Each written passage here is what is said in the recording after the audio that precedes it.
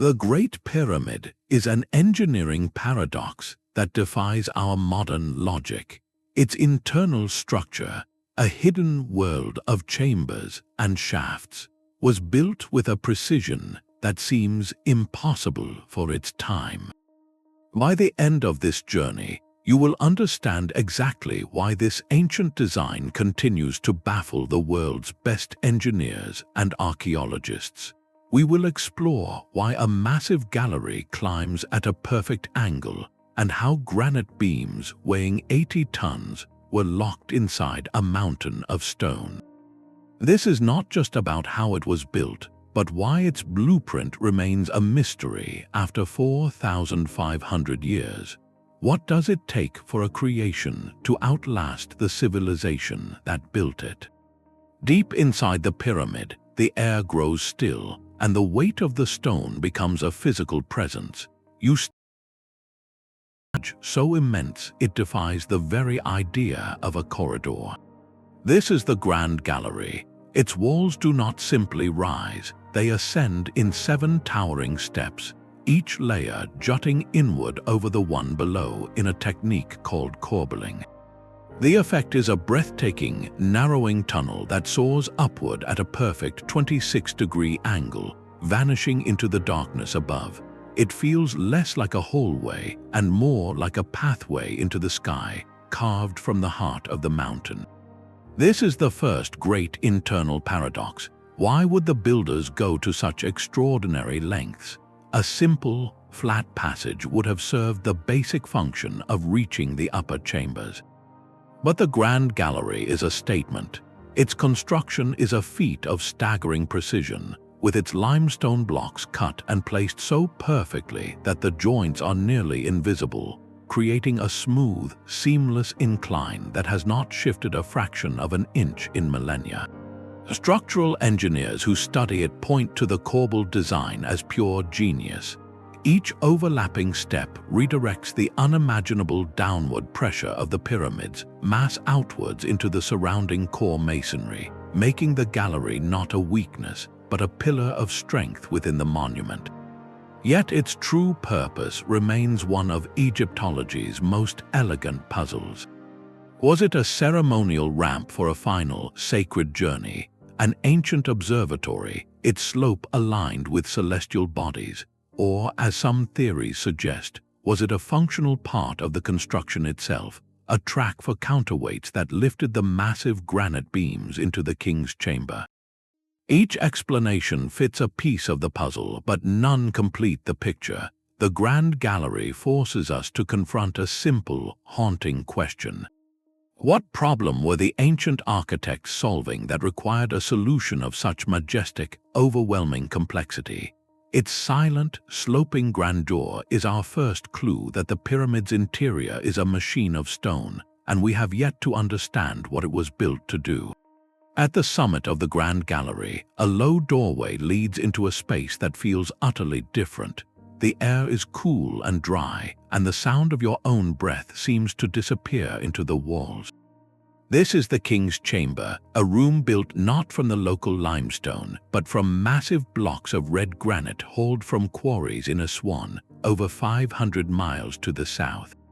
The scale is humbling. A single, empty granite sarcophagus sits against one wall, but the true marvel is overhead.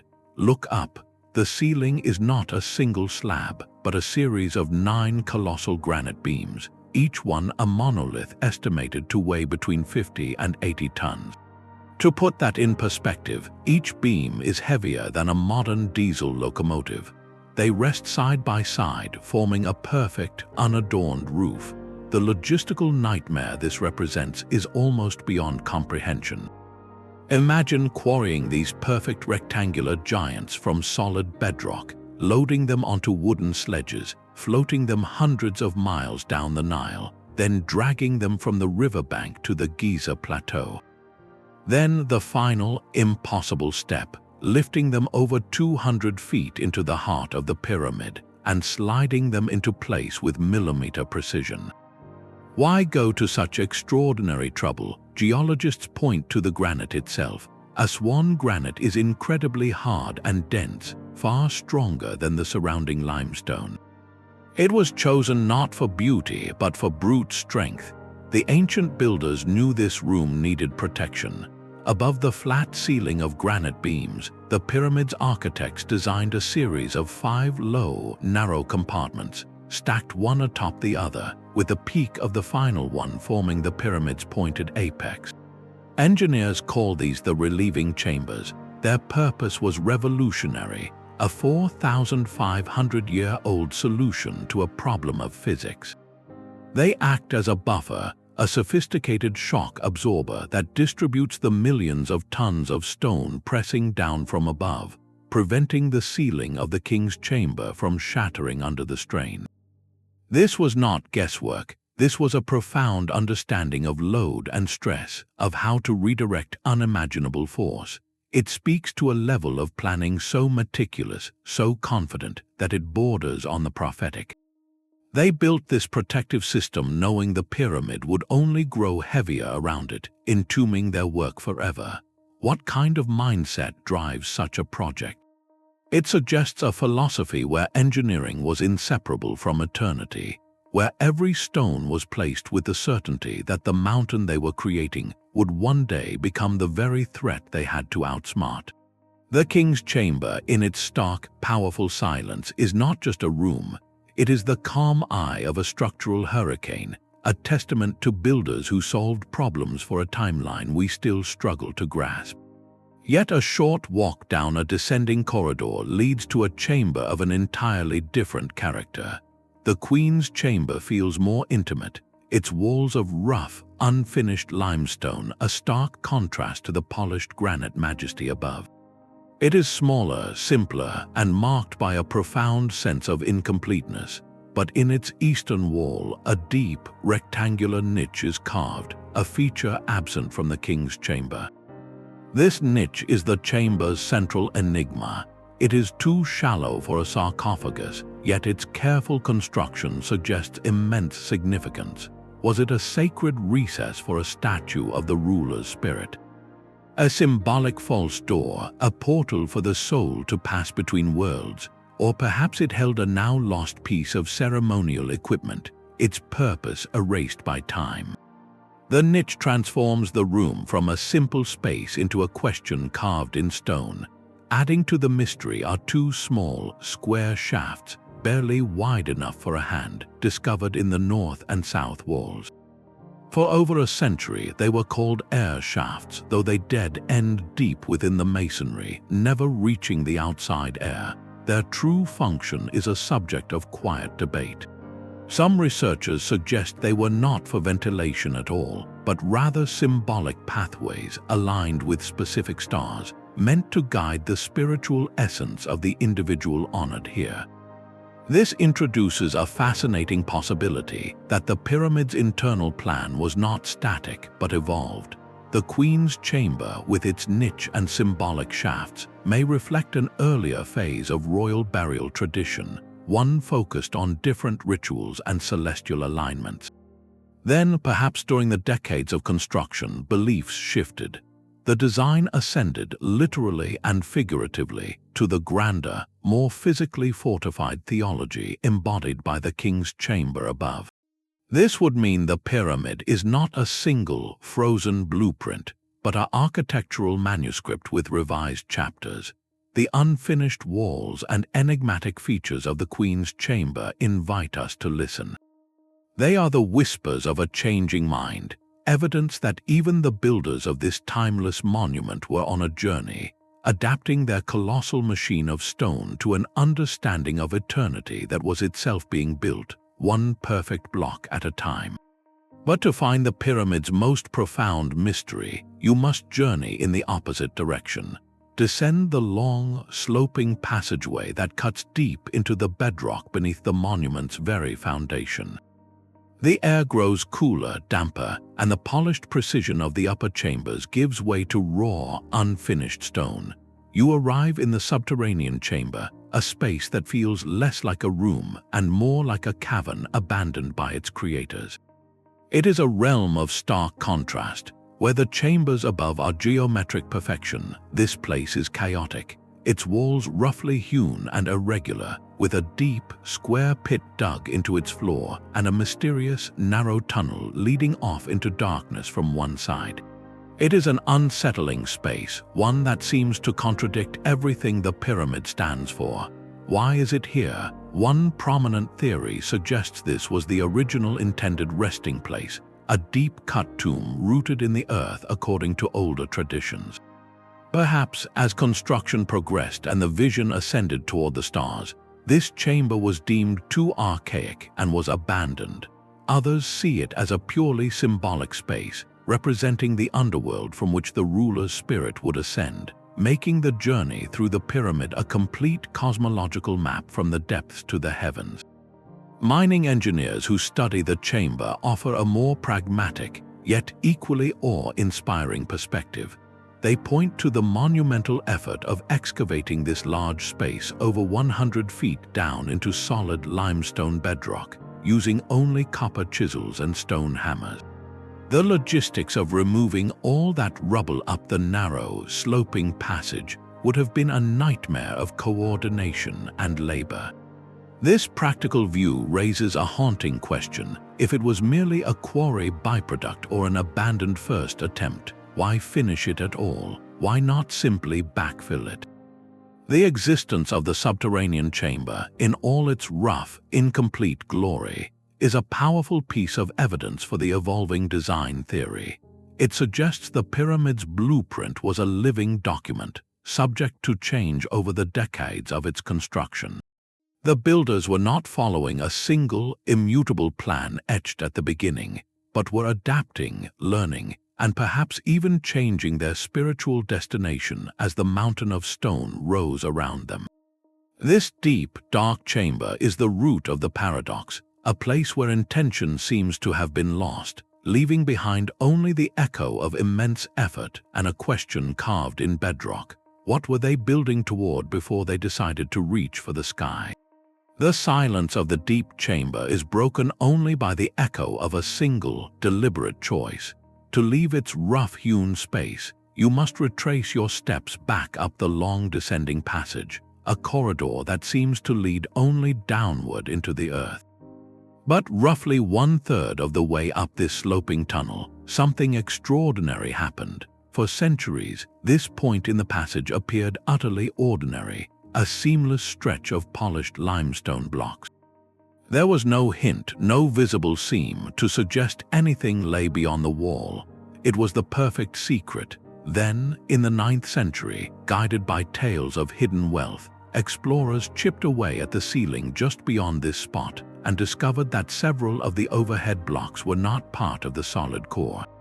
They were a plug, a cunningly fitted barrier made from the same Tura limestone as the passage itself, its joint so fine it was invisible from below. Behind it lay the ascending passage, a tight, steep corridor shooting upward at the same precise 26-degree angle, a hidden highway leading directly to the Grand Gallery and the chambers above. This was no forgotten closet. It was the pyramid's main arterial route, deliberately sealed from within. The engineering implications are staggering. Think of the sequence. First, the descending passage and subterranean chamber were cut. Then, the ascending passage was built upward from that junction. After the Grand Gallery and the King's Chamber were completed high above, and all the workers and materials were inside, 3 massive granite plugs, each weighing many tons, were lowered down the ascending passage from the Grand Gallery end. They slid down the lubricated limestone incline to lodge perfectly at its base, permanently blocking the way. Finally, the workers themselves exited down the descending passage, and as they left, they installed the final piece of the deception, the seamless limestone ceiling plug that camouflaged the entire junction from anyone entering from the outside world. Modern project managers who study this sequence are left in awe. It represents a masterclass in phased construction and security.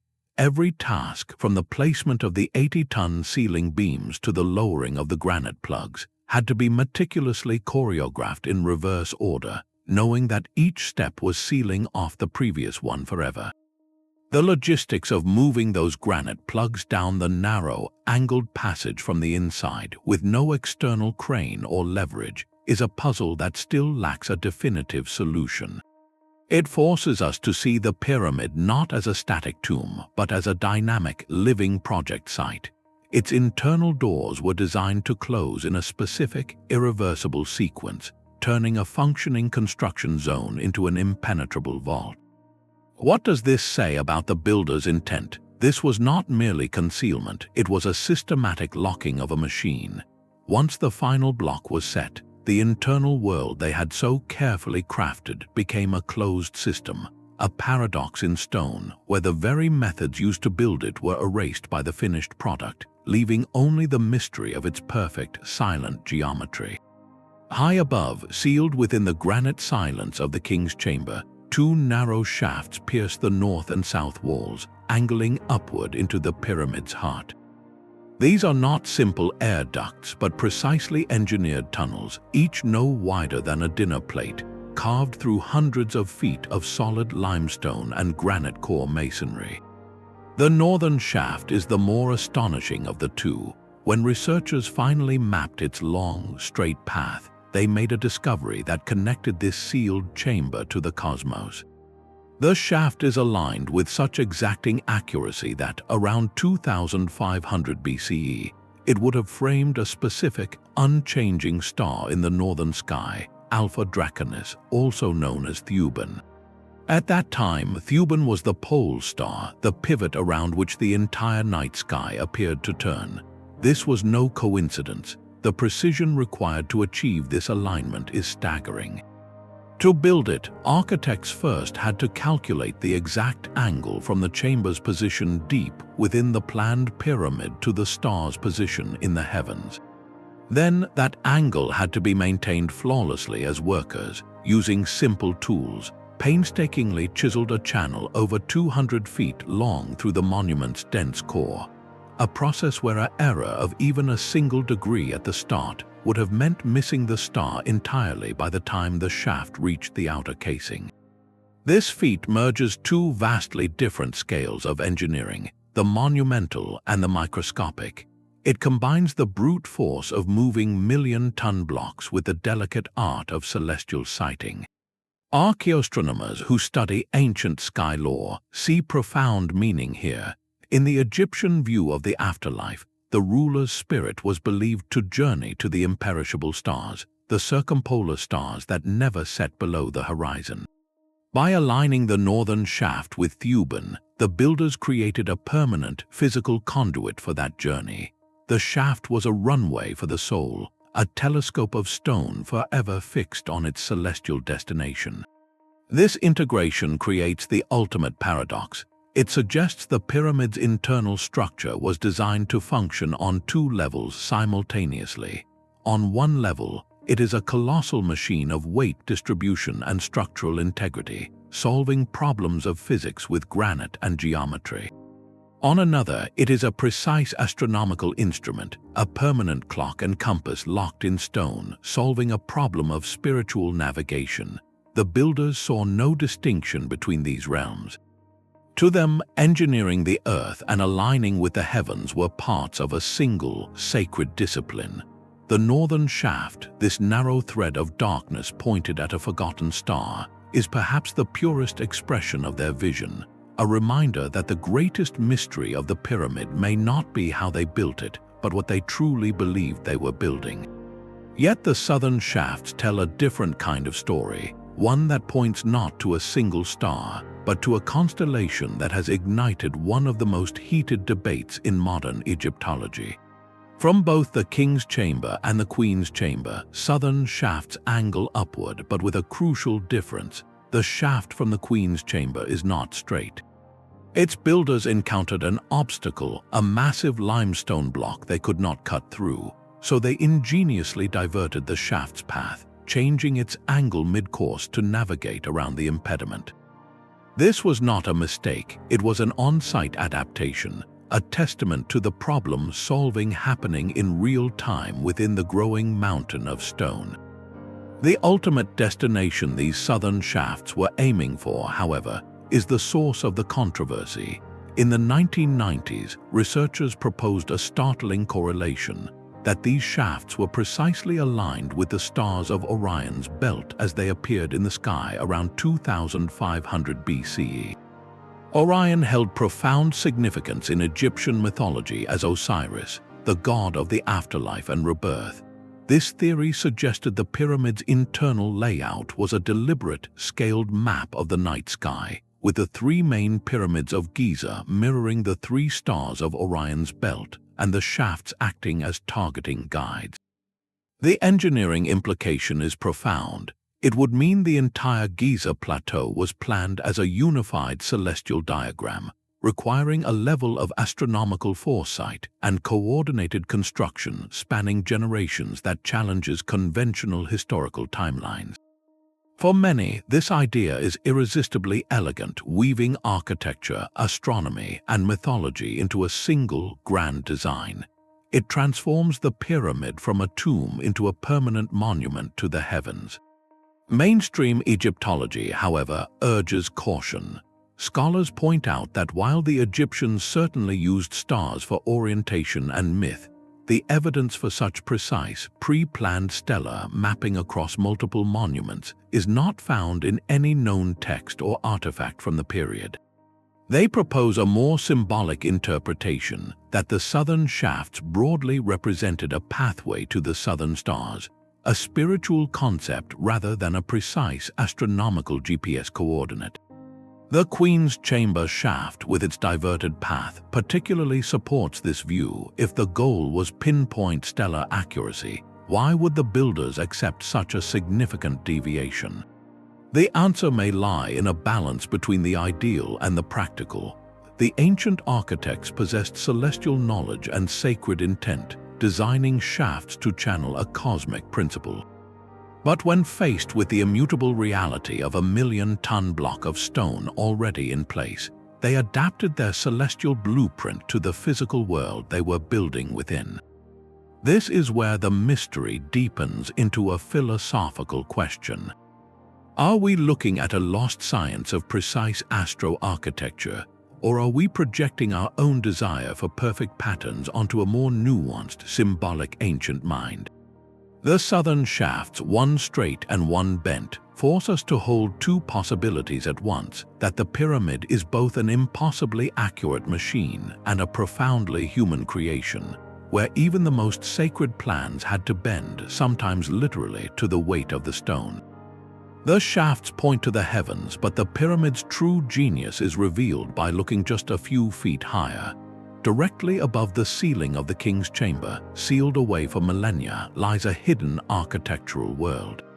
It remained completely unknown until the 19th century, when an explorer, listening to echoes in the chamber, deduced a hollow space above and blasted a small hole through the granite ceiling. What he found was not treasure, but a far more valuable secret: a series of 5 low, narrow compartments stacked one on top of the other like crude stone attic spaces. These are the relieving chambers, and they are the key to the chamber's survival. Their appearance is purely functional, rough-hewn and devoid of decoration, a stark contrast to the polished perfection below. They were never meant to be seen, only to work, and their job was to handle a force almost beyond comprehension: the accumulated weight of the entire pyramid pressing down from above.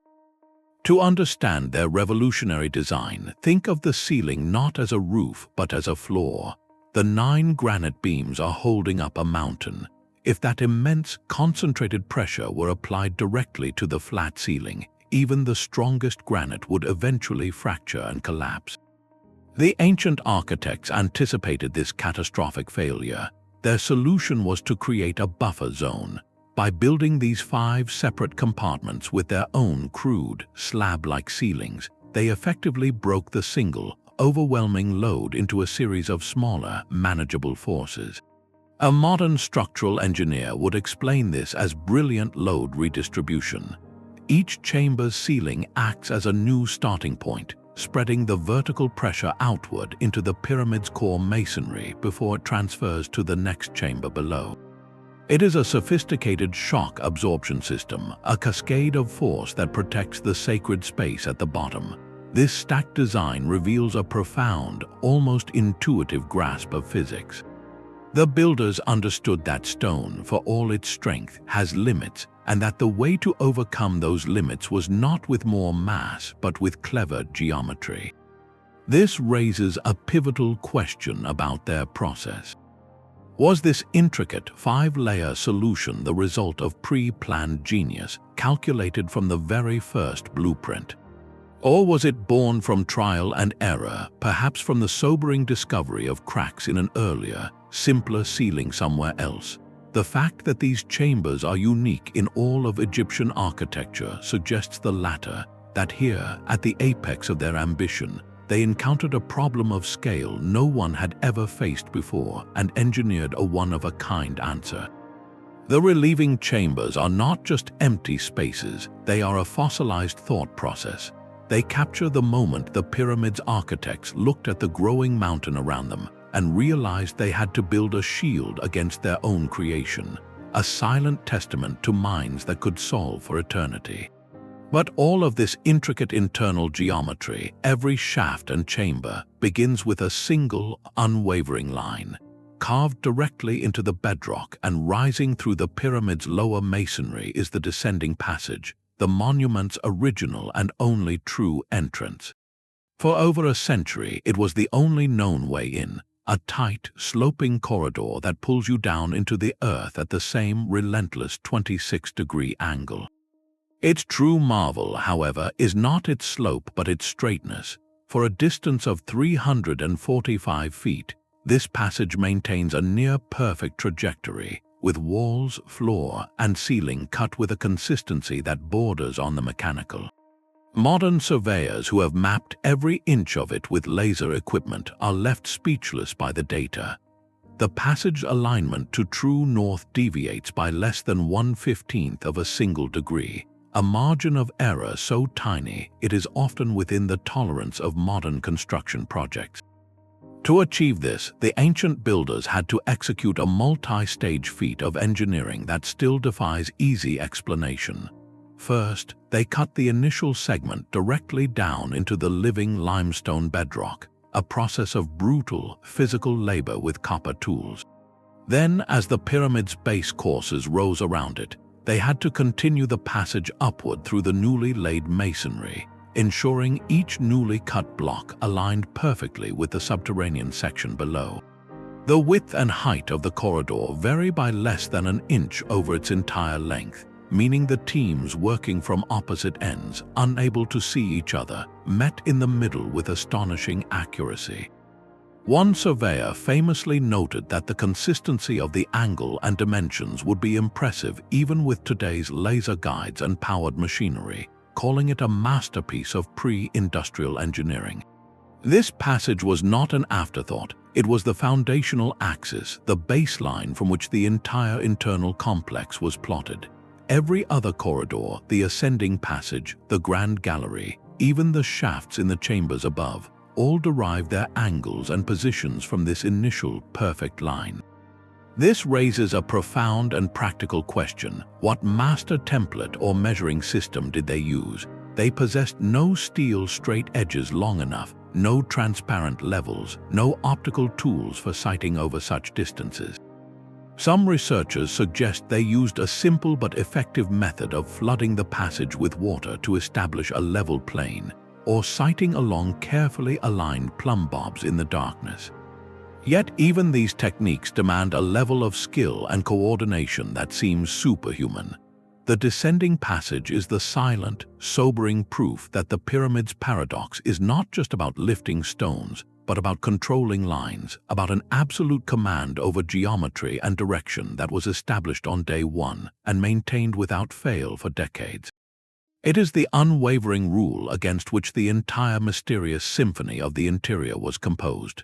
This perfect line, however, leads to a final, intricate puzzle box. Before you can enter the king's chamber, you must pass through a small, unassuming room known as the Antechamber.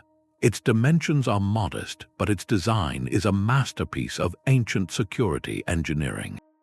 Carved from a single, enormous block of red granite, its walls are lined with a series of precise vertical grooves. These grooves are not decoration, they are tracks.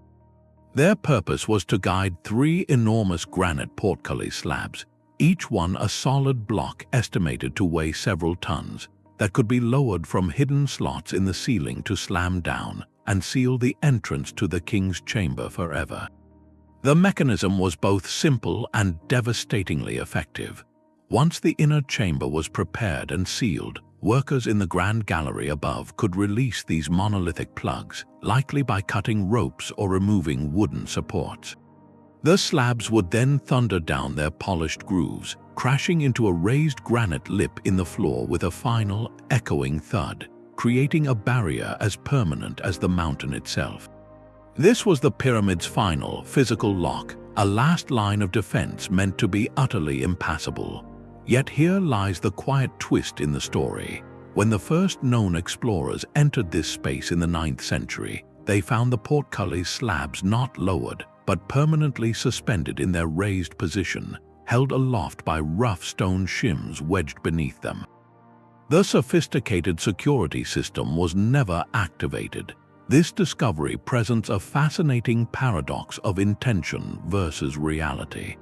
Why would the builders go to the immense trouble of quarrying, transporting, and precision fitting these multi-ton granite blocks into a flawless sliding mechanism, only to leave them disarmed at the last moment? Security historians who study ancient protective measures note that the very presence of such a system speaks to a deep-seated fear of intrusion, a tangible anxiety about protecting what lay within. The design shows clear intent, yet its non-use suggests a powerful counter-intention. One compelling theory is that the burial practice itself changed, perhaps becoming more symbolic or expedient, rendering the ultimate physical seal unnecessary.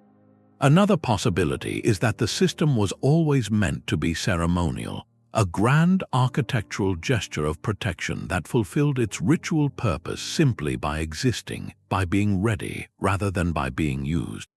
The wedges left in place might even indicate a last-minute decision by those closing the tomb, a choice to leave a symbolic door ajar for the spiritual journey they believed was still ongoing.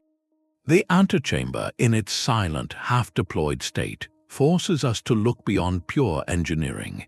It reveals a moment where human ritual and belief intersected with, and perhaps overruled, perfect mechanical design.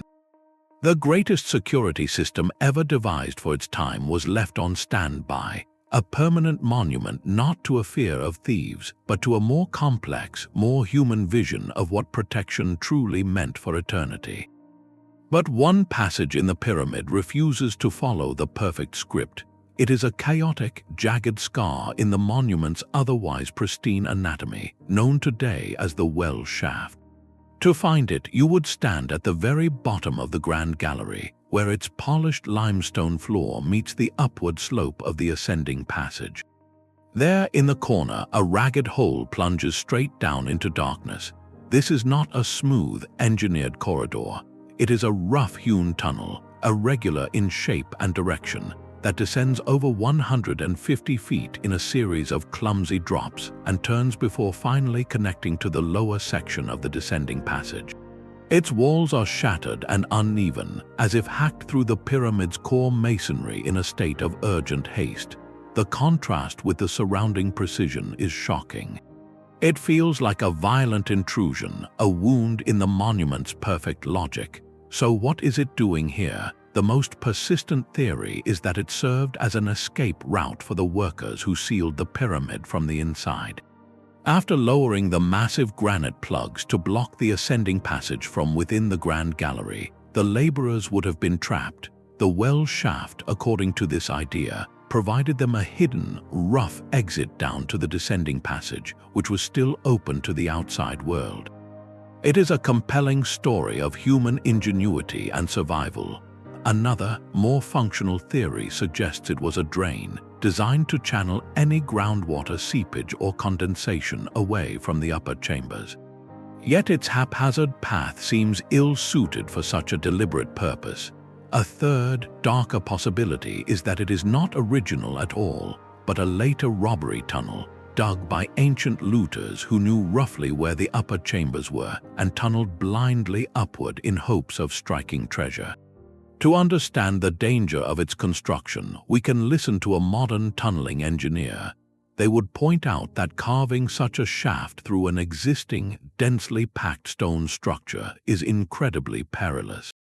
Without careful planning, you risk destabilizing the entire surrounding matrix of blocks, creating unseen stress points that could lead to a catastrophic collapse. The builders of the well shaft were not following a blueprint. They were navigating by feel, cutting through the pyramid's vital organs with no regard for the original architectural intent. This very roughness is the key clue. If it were a planned original feature, we would expect the same precise angles and smooth walls found everywhere else. Its jagged profile suggests it was an unplanned alteration, carved after the surrounding masonry was already set. This single, chaotic shaft complicates our entire reading of the pyramid's history. It introduces an element of desperation, of improvisation, into a monument defined by foresight. Was it a last-minute safety measure, a forgotten utility line, or the violent signature of the first intruders? Its existence forces us to hold two conflicting truths: that the pyramid is both a timeless machine of perfect geometry and a physical object that was lived in, altered, and scarred by events lost to time. The well shaft is the monument's one undeniable flaw, and in that flaw we may find its most human story.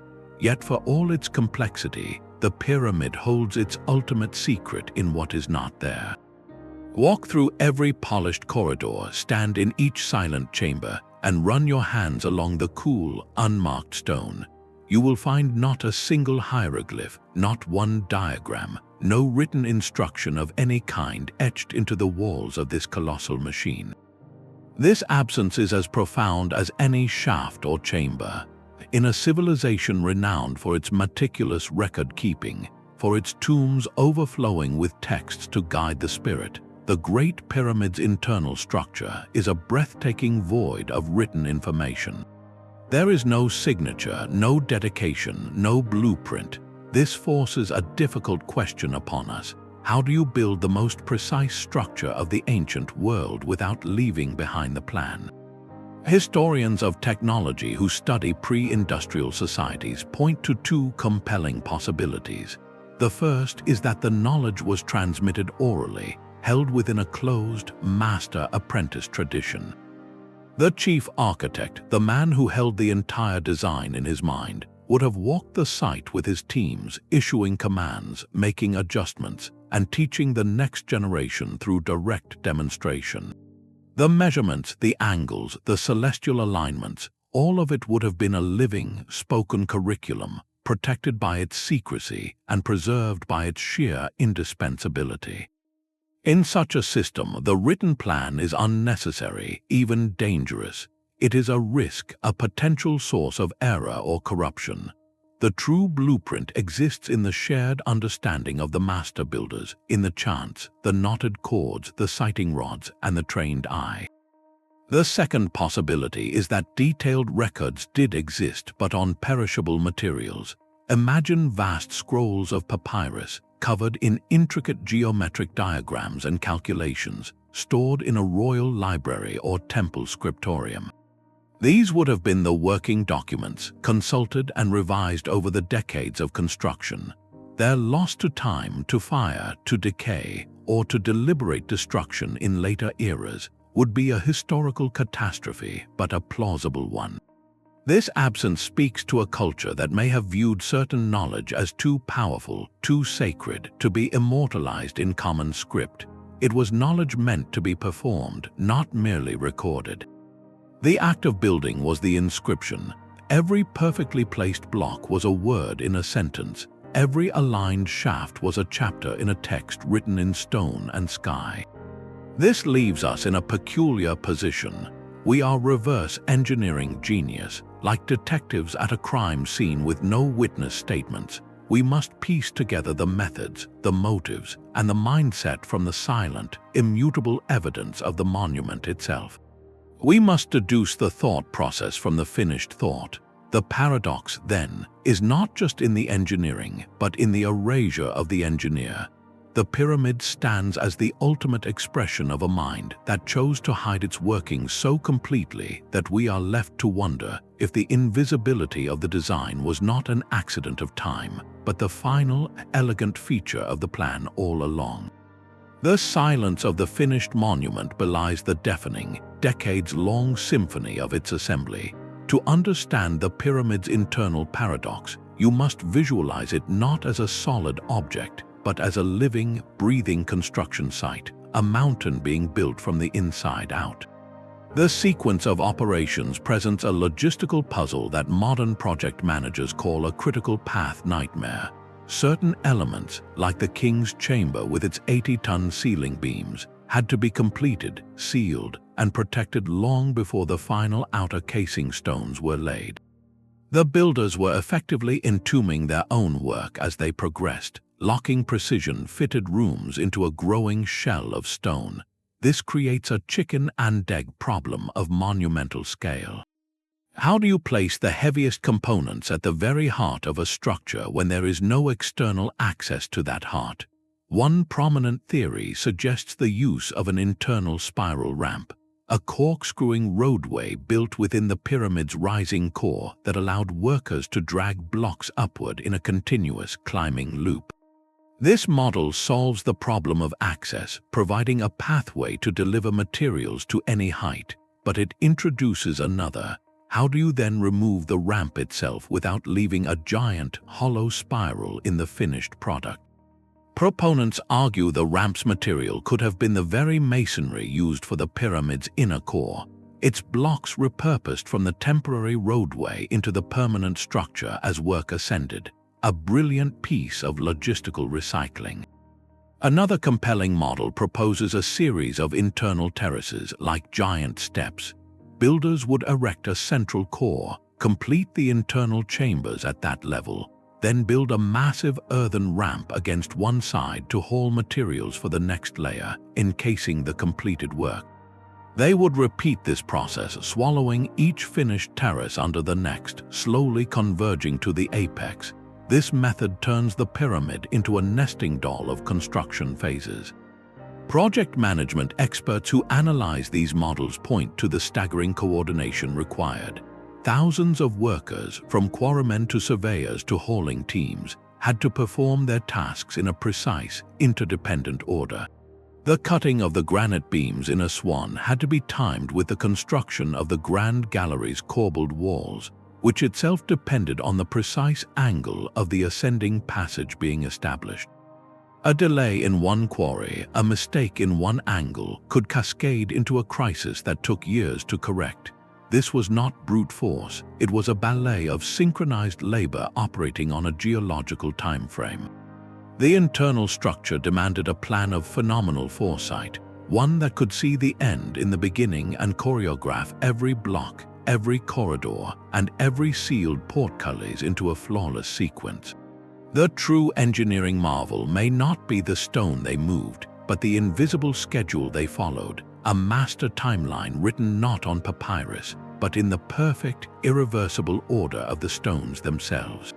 Yet within the granite silence of the King's Chamber, there is another, more elusive layer to the mystery. Stand perfectly still in the center of that empty space and speak. Your voice will not echo as you might expect in a stone room, but will instead sound strangely amplified, clear and present, as if the sound is clinging to the air around you. Clap your hands once, and the sharp report hangs for a moment, crisp and distinct, before being absorbed into the walls with a startling suddenness. This is not an accident of construction.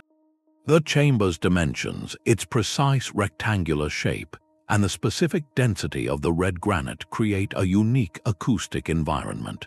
Researchers with sensitive equipment have measured a dominant resonant frequency in the chamber, a specific low hum that the room naturally amplifies if it is stimulated. This frequency is reportedly close to the natural vibrational frequency of the Earth itself, a detail that has sparked endless speculation. In the Grand Gallery, the acoustics are different but equally strange. The long, corbelled corridor acts as a remarkable sound channel. A whisper uttered at the base can sometimes be heard with uncanny clarity at the top, over 150 feet away, as the sound waves are guided and focused by the gallery's sloping, narrowing walls. For acoustic physicists, these properties are a fascinating, if unintended, consequence of the pyramid's precise geometry.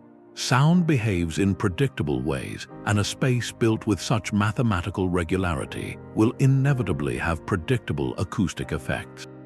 The granite, being incredibly non-porous, reflects sound waves with high efficiency, while the chamber's proportions create standing waves at specific frequencies. This is the straightforward, scientific explanation. Yet the question persists, could it have been intentional? There are theorists who propose that these acoustic properties were not a side effect, but a core feature of the design. They suggest the king's chamber was a resonant chamber, a place where specific chants, prayers, or musical tones would be powerfully amplified, perhaps to induce altered states of consciousness during sacred rituals. The idea transforms the chamber from a silent tomb into a kind of spiritual instrument, its very stones tuned to a frequency meant to harmonize with the human voice or the cosmos.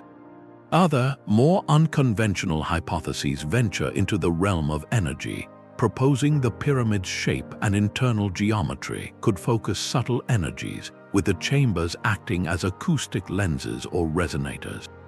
Mainstream archaeology rightly cautions that there is no textual or artistic evidence from ancient Egypt to support such specific acoustic intent.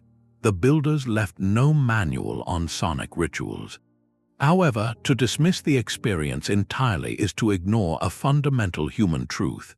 The people who built this space were not just engineers, they were individuals who lived in a world alive with sound and vibration. They would have noticed how sound behaved in their creation. Even if they did not calculate it with modern physics, they would have felt it, experienced it, and likely incorporated that powerful sensory experience into the chamber's sacred meaning. Whether by precise design or profound serendipity, the pyramid's paradox thus extends beyond sight and touch into the realm of hearing. It suggests that to fully understand this place, we must listen to its silence and hear the whispers of intention that may still resonate in the air. The sound of your own breath in the chamber fades, replaced by the silent hum of pure geometry. Step back from the individual rooms and shafts and consider the pyramid as a single, colossal equation carved in stone. Its external form holds a mathematical secret so elegant it has captivated scholars for centuries. If you take the pyramid's original perimeter and divide it by twice its original height, the result is a number startlingly close to pi, approximately 3.1416. This is not a random figure. It suggests the builders encoded a fundamental relationship between a circle and a square into the very footprint of the monument. A mathematician would explain it this way. Imagine a circle whose circumference is equal to the perimeter of the pyramid's base. The radius of that circle would be remarkably close to the pyramid's height. This geometric harmony implies a sophisticated understanding of proportions that seems to leap centuries ahead of its time. The immediate question is how and why. How could a civilization without our concept of pi achieve such a precise correlation? One compelling explanation lies in the chosen slope. The builders may have simply decided on a seat, a specific angle of incline for the faces. They used a unit of measure based on the royal cubit and a simple ratio, like a rise of 14 units in height for every 11 units in horizontal run. When you calculate the geometry that results from this practical, buildable slope, the pi relationship emerges almost as a beautiful, unintended byproduct. It is a mathematical coincidence born from a pragmatic architectural choice. Yet, the coincidence is so perfect that many researchers find it difficult to accept as mere accident.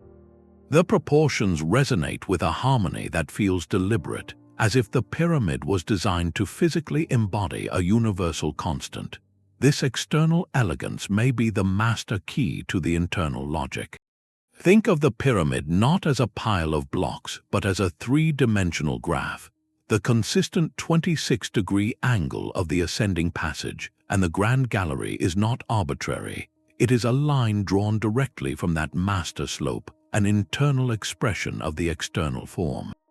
The entire interior network of passages, with their unwavering angles and alignments, can be seen as a skeleton of this overarching geometric principle.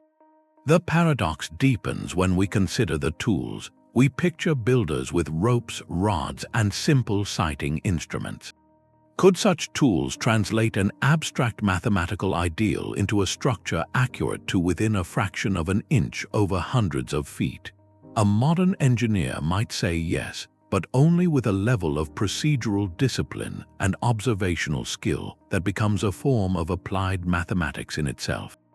The builders may not have known pi as a Greek letter or an infinite decimal, but they could have understood its principle through the practical geometry of circles and wheels, through the measured rotation of a drum or the rolling of a chord.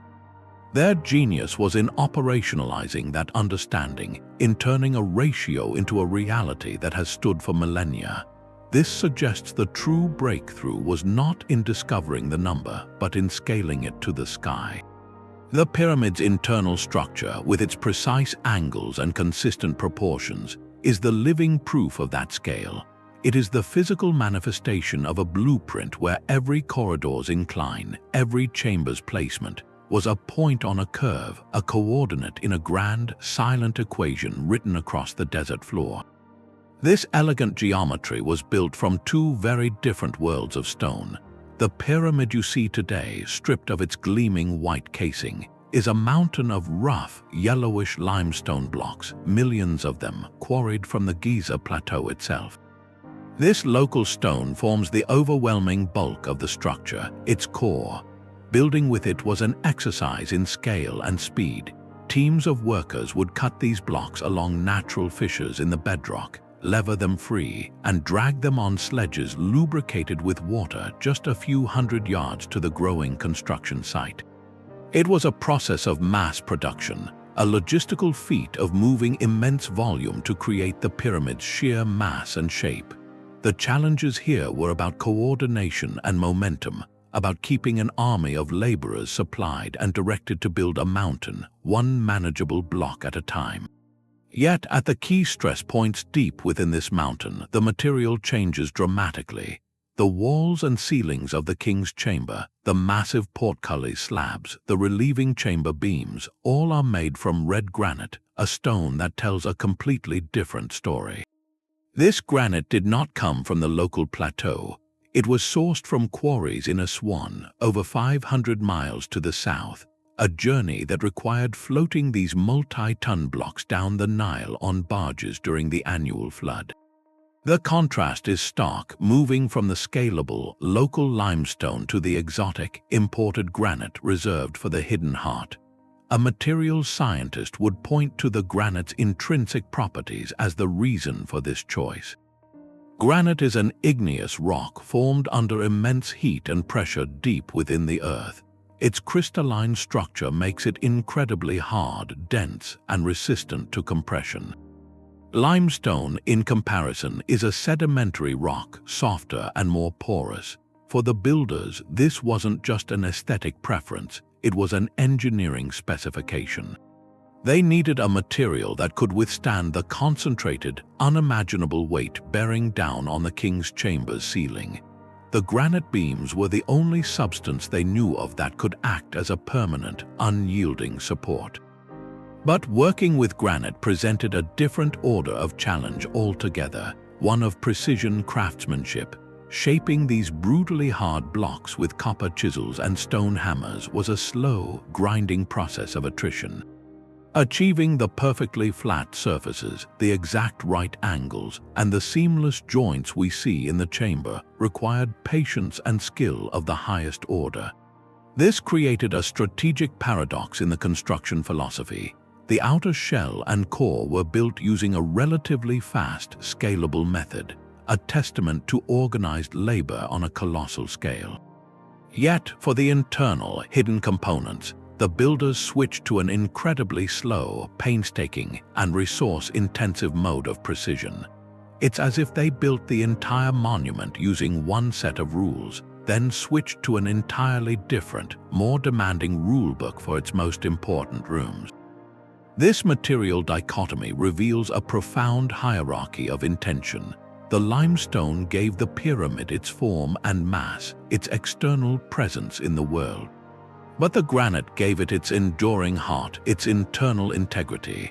One was for the ages to see, the other was for eternity to hold. The granite and limestone speak of a finished plan, but in 1993, a tiny robot wrote a new chapter in the pyramid's story. An engineer named Rudolf Gantenbrink guided a small, remotely operated camera up the narrow, cramped southern shaft of the Queen's chamber. For over 200 feet, the robot crawled through the dark, its lights illuminating the smooth, ancient limestone walls. Then, at the very end of its journey, the camera's view revealed something utterly unexpected. Blocking the shaft was a small, perfectly fitted limestone slab, and set into its surface were two ornate, polished copper handles. The world watched captivated as the live feed showed this pristine, miniature door, untouched for over 4,500 years. It looked less like a blockage and more like a sealed entrance, a deliberate closure with what appeared to be ceremonial hardware. The immediate question was electric: what lay behind it? The discovery, quickly dubbed Gantenbrink's door, shattered the assumption that we knew every corner of the Great Pyramid. Here was a secret compartment, hidden in plain sight at the end of a shaft whose purpose was already debated. The copper handles were the key clue. They showed care and intent.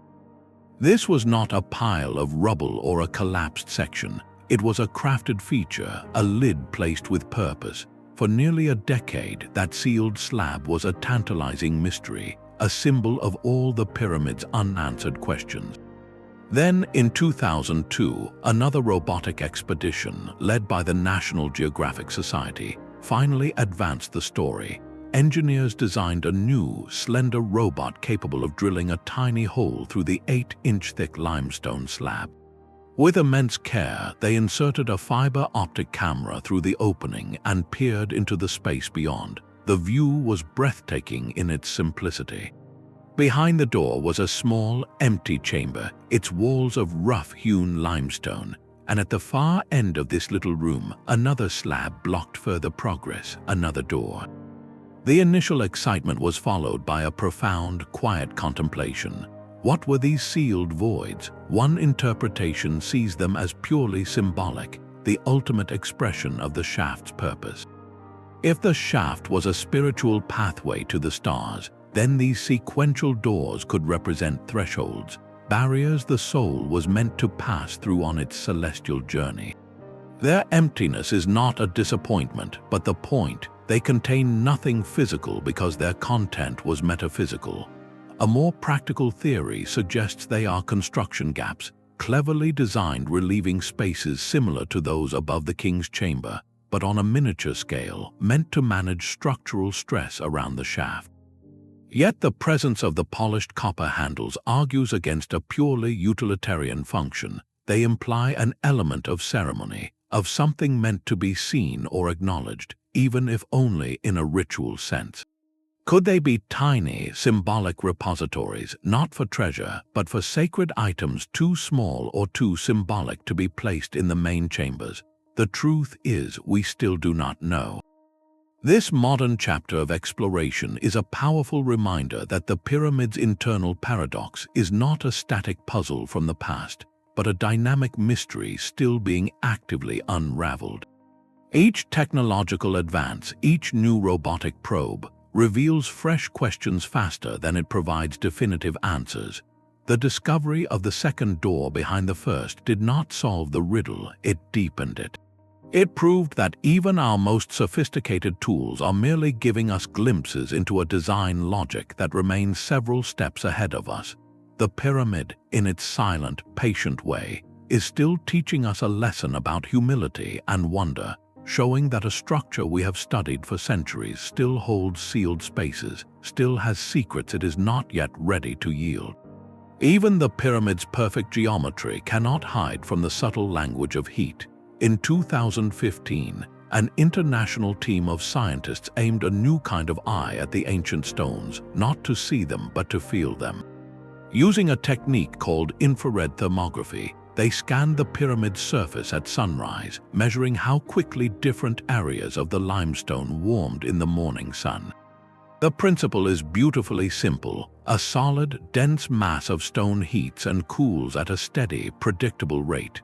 But a hidden void, an empty space behind the facade, creates a thermal anomaly.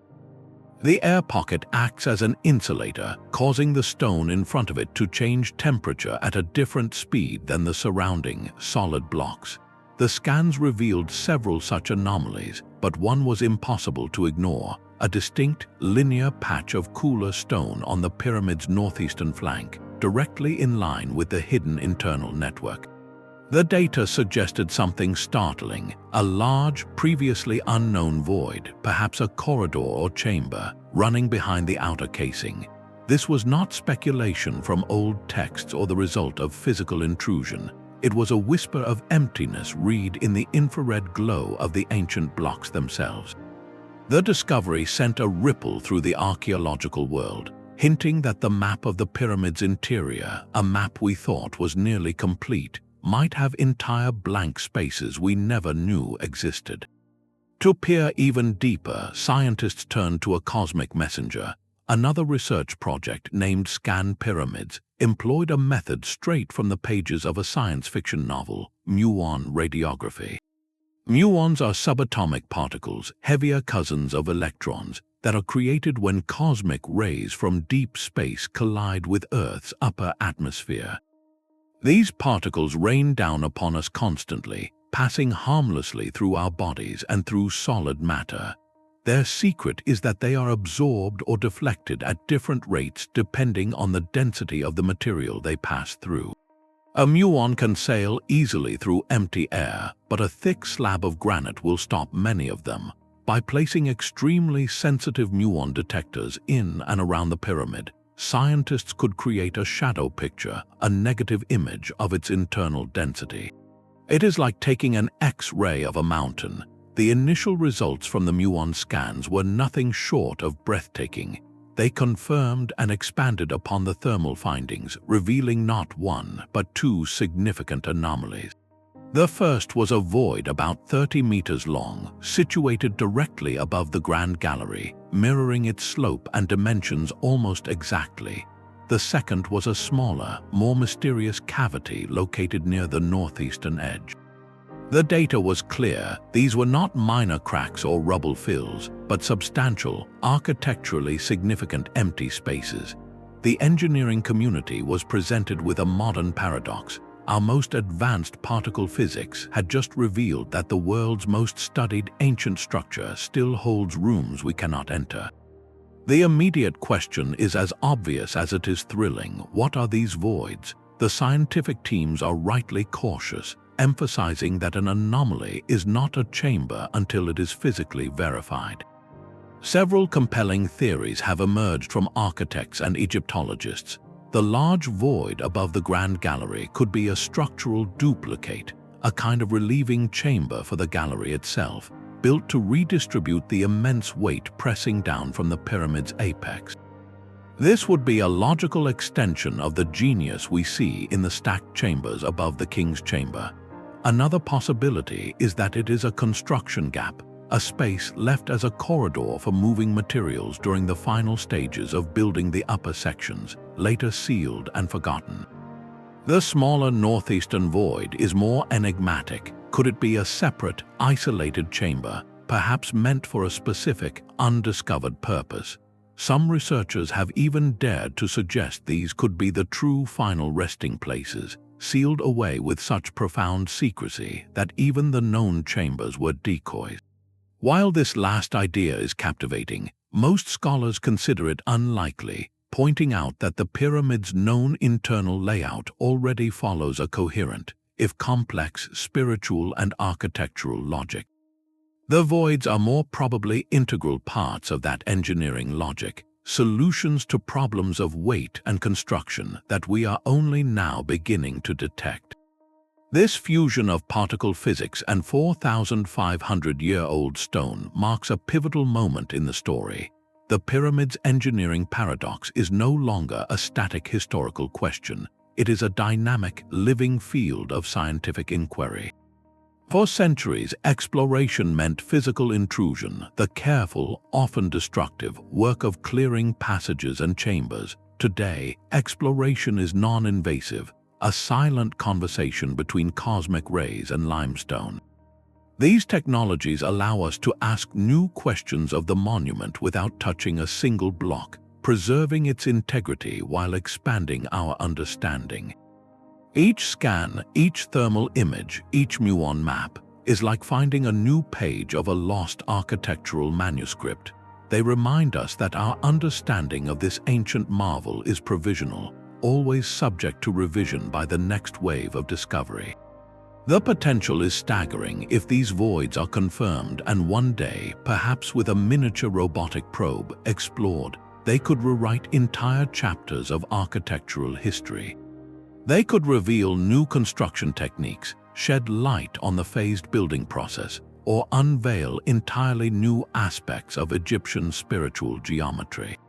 The Great Pyramid, it seems, has been patiently waiting for us to develop the tools to see its deepest secrets. The scans do not diminish the mystery, they magnify it, proving that the greatest paradox of all may be that the more we learn, the less we truly know. The cosmic whisper of Muons reveals hidden voids, but the human hands that placed every stone remain the ultimate enigma. We are left with a profound social paradox. How did a Bronze Age society achieve peerless, microscopic precision on the most gargantuan project ever attempted? The traditional image is one of scale, a vast conscripted army of laborers, tens of thousands strong, toiling under the lash to move mountains of stone. This view solves the problem of mass, but it utterly fails to explain the finesse. You cannot coerce a block of granite to be cut within a fraction of a millimeter. You cannot command a star's alignment through brute force. The pyramid's interior, with its perfect angles and celestial shafts, demands not just muscle, but a deep, cultivated mastery.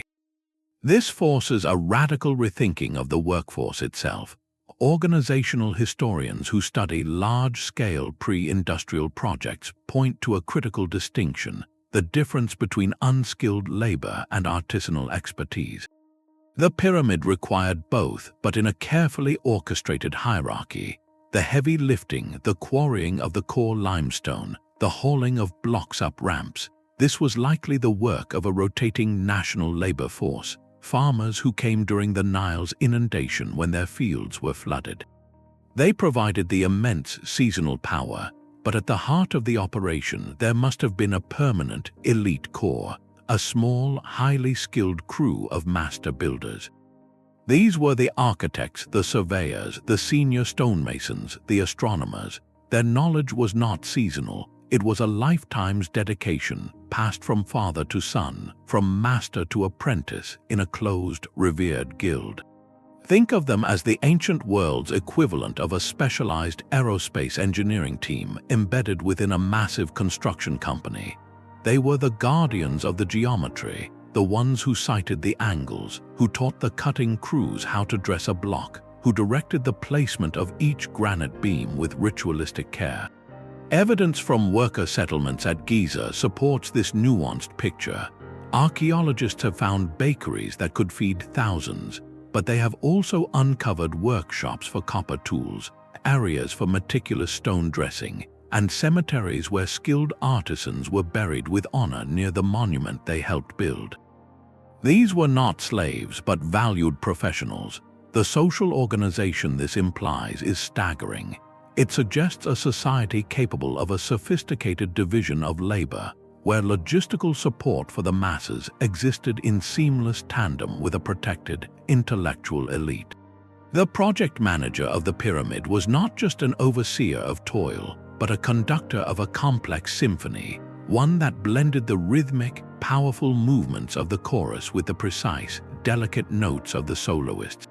The paradox of skill versus scale thus melts away when we see it not as a contradiction, but as a brilliant integration.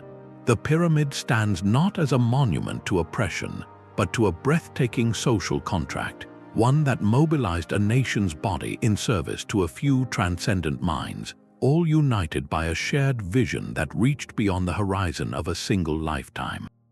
That silent stability is perhaps its most overlooked miracle. For over 4,500 years, the Great Pyramid has borne the weight of its own ambition, a mass exceeding 6 million tons pressing down upon its hidden chambers. And yet, when you stand inside the king's chamber or gaze up the grand gallery, you will search in vain for the telltale signs of catastrophic failure. There is no major cracking spider webbing across the granite walls, no dramatic sagging in the ceilings, no evidence that the floor has settled unevenly into the earth beneath it. In a structure of this scale, such absence of distress is not just impressive, it is nearly impossible. A modern civil engineer examining this would point to a foundational triumph of load management. The pyramid's iconic shape is the first masterstroke. By tapering evenly to a point, the structure channels the colossal gravitational forces downward and outward, distributing the weight broadly across its vast base and, critically, into the stable limestone bedrock of the Giza plateau itself. The builders did not just place a building on the ground, they integrated it with the earth. Think of it not as a tower but as an artificial mountain, engineered to behave like one. The internal design doubles down on this principle. The corbelled walls of the Grand Gallery redirect lateral forces. The stacked relieving chambers above the King's Chamber act as a sophisticated shock absorber, transforming a single, crushing point load into a series of dispersed pressures. Even the choice of the Giza site was strategic. The bedrock provided a firm, level foundation that has resisted shifting for millennia. Contrast this with modern structures that suffer from differential settlement, where one part of a building sinks faster than another, leading to cracks in walls, jammed doors, and costly repairs. We see this in centuries-old cathedrals or even in contemporary buildings erected on less stable ground. The pyramid's builders avoided this fate through breathtakingly meticulous site preparation and a design philosophy that treated weight not as an enemy to be conquered, but as a force to be carefully guided. This presents a quiet, profound paradox in the history of technology. How does a civilization, attempting the largest stone structure ever conceived, get the foundational physics so perfectly correct on the very first try? They had no precedent, no prior megastructure of comparable scale from which to learn from mistakes. There were no textbooks on soil mechanics, no computer models to simulate stress points over centuries.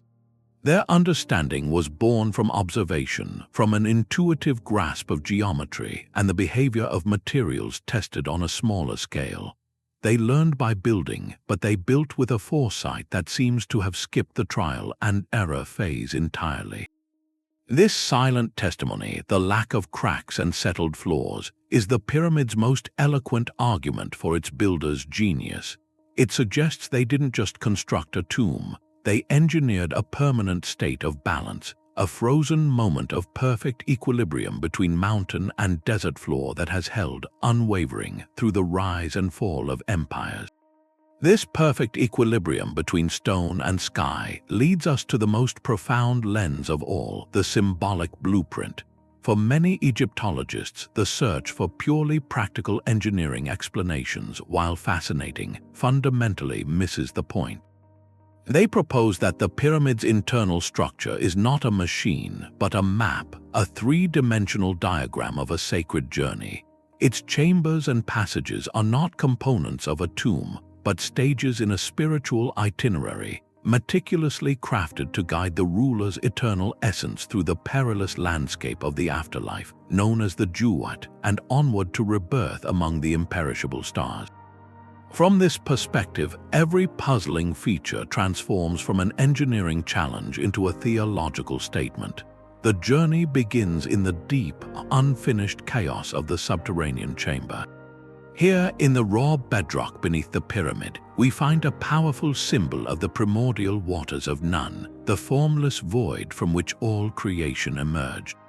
It represents the starting point, the underworldly realm of potential and dissolution.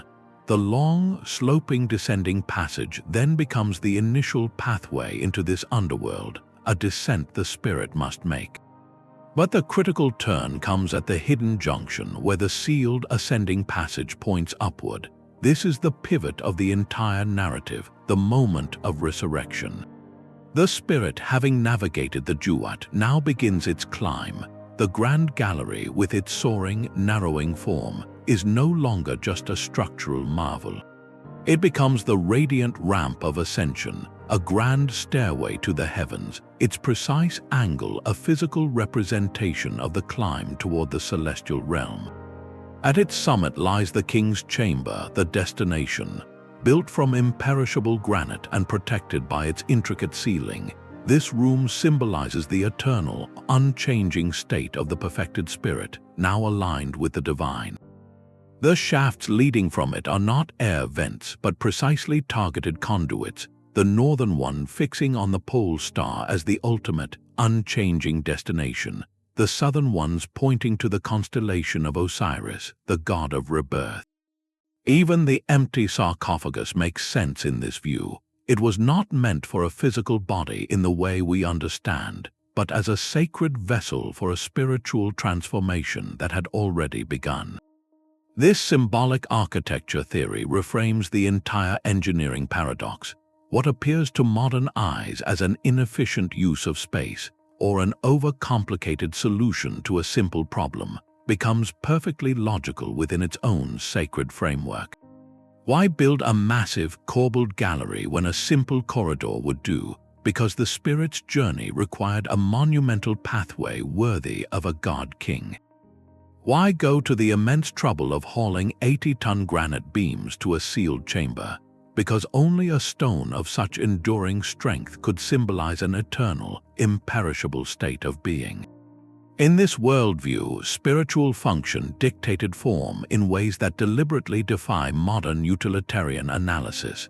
The builders were not optimizing for cost efficiency or construction speed. They were optimizing for cosmological accuracy and ritual potency. The paradox, then, may not be in the ancient design, but in our modern insistence on separating the engineer from the priest, the blueprint from the prayer. Perhaps the true genius of the pyramid's interior is that it successfully merged these realms into a single, indivisible act of creation, where every measurement was a verse in a hymn to eternity, and every perfect angle was an expression of faith carved in stone. The symbolic journey through stone and sky rests upon a timeline we thought we understood. Yet, a quiet voice from the geology of the site itself whispers a question that challenges everything. Deep within the subterranean chamber, on the walls of that rough-hewn space, and across the nearby enclosure of the Great Sphinx, some researchers point to patterns of weathering that do not look like the work of wind and sand. They appear instead to be the distinctive marks of heavy, prolonged rainfall, erosion from water cascading over the stone for centuries. This observation sparks a theory as controversial as it is revolutionary, the water erosion hypothesis. It proposes that these monumental structures were already ancient, already weathered, when the dynastic Egyptians of the Old Kingdom inherited them. If this geological interpretation is correct, it does not just add years to a timeline, it shatters the foundational narrative. The implications for the pyramid's internal structure are profound and disorienting. Who, then, designed the precise angles of the Grand Gallery? Who calculated the celestial alignments of the shafts? The entire intricate machine of passages and chambers becomes a legacy, not an invention. Its purpose transforms from a known ritual of a known culture into a complete enigma from a lost chapter of human history. Supporters of the hypothesis, including some geologists, argue that the vertical, undulating erosion patterns in the subterranean chamber are textbook examples of precipitation runoff, something the arid climate of Giza has not experienced on that scale for many thousands of years. They see this as empirical, physical evidence that cannot be explained by the conventional timeline. The internal structure, therefore, might represent a repurposing, an adaptation of a far older, perhaps even more sophisticated, core by a later civilization that attached its own meanings and rituals to the pre-existing spaces. Mainstream Egyptology and many other geologists offer strong counterpoints. Skeptics suggest that what appears to be water erosion could be the result of other processes, such as groundwater seepage, the effects of rising and falling water tables over millennia, or even chemical weathering from condensation within the enclosed chamber. They emphasize that there is no archaeological evidence, no tools, no pottery, no cultural layer to support the presence of an advanced pyramid-building civilization in Egypt thousands of years before the pharaohs. The internal design, they argue, fits perfectly within the evolving architectural and religious context of the early Old Kingdom, with clear precedents and successors in Egyptian tomb design. This debate is more than an academic disagreement. It is a collision of disciplines. Archaeology reads the story through artifacts and texts. Geology reads it through the stone itself. The water erosion hypothesis introduces a chronological paradox that sits at the heart of the mystery. It forces us to consider a staggering possibility that the pyramid's internal perfection might be a message in a bottle from a forgotten age, its original architects lost to a cataclysm of climate and time. Whether one views it as a compelling anomaly or a misinterpreted detail, the hypothesis serves a vital purpose. It reminds us that our understanding of the past is built on layers of interpretation, and that sometimes the stones have a story to tell that is older and stranger than any history book has yet dared to write. That silent debate over timelines fades when you stand at the pyramid's base and face its original, gleaming corner. The structure does not just rise from the earth, it is locked to it with a directional precision that borders on the supernatural. Each of its four sides is aligned almost perfectly to the four cardinal points, north, south, east, and west, with an average error of less than 1/15th of a single degree. To grasp what that means, picture the minute hand on a clock. That tiny sliver of error is smaller than the width of that hand. This is not a rough approximation. It is a geodetic lock, a statement of absolute orientation on a planetary scale. This external alignment was not the final flourish. It was the very first stroke of the pen on the blueprint. Before a single block for the internal chambers was cut, before the descending passage was carved into bedrock, the master surveyor had to establish this perfect north-south, east-west axis across an area covering 13 acres. Everything that followed, every internal corridor and hidden shaft, was built in reference to this immovable, celestial grid. The methods they likely used blend simple tools with profound astronomical observation. One elegant technique involves the pole star. By marking the rising and setting positions of a single circumpolar star over the course of a night, an observer can bisect the angle to find true north. Another method uses the sun's shadow. By planting a vertical gnomon, a simple rod, and tracing the arc of its shadow throughout the day, the shortest shadow points directly north-south at local noon. These methods sound straightforward, but the devil is in the execution over such a vast area. The surveyors had to transfer this celestial line, this imaginary thread pulled from the stars, onto the rocky, uneven plateau with flawless accuracy, and then maintain that alignment through decades of construction as millions of tons of stone rose around their reference points. This achievement creates a breathtaking paradox of scale. The builders first solved a macro problem of planetary orientation, aligning a man-made mountain to the spin of the Earth itself. Then they used that same grand alignment to govern the micro-world within. The internal network is a direct offspring of this external precision.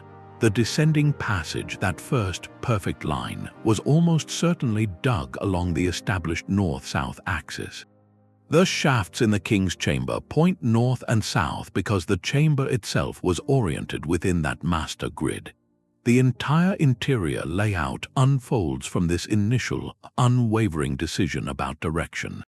This implies a vision of staggering coherence. The master architect was not just designing rooms, he was plotting coordinates in a sacred geography where down was into the earth, up was toward the stars, and every angle in between was a calculated step in a journey defined by the four pillars of the world. The precision we marvel at inside, the straightness of passages, the alignment of shafts, all of it is downstream from this first, silent conversation between a surveyor's rod and a star's slow arc across the night sky. It tells us that from the very beginning, the pyramid was conceived not as a building, but as an instrument, its interior mechanisms carefully tuned to a frequency set by the turning of the planet. The narrow shafts pointing from the king's chamber to the stars also point to a very human need, the need to breathe.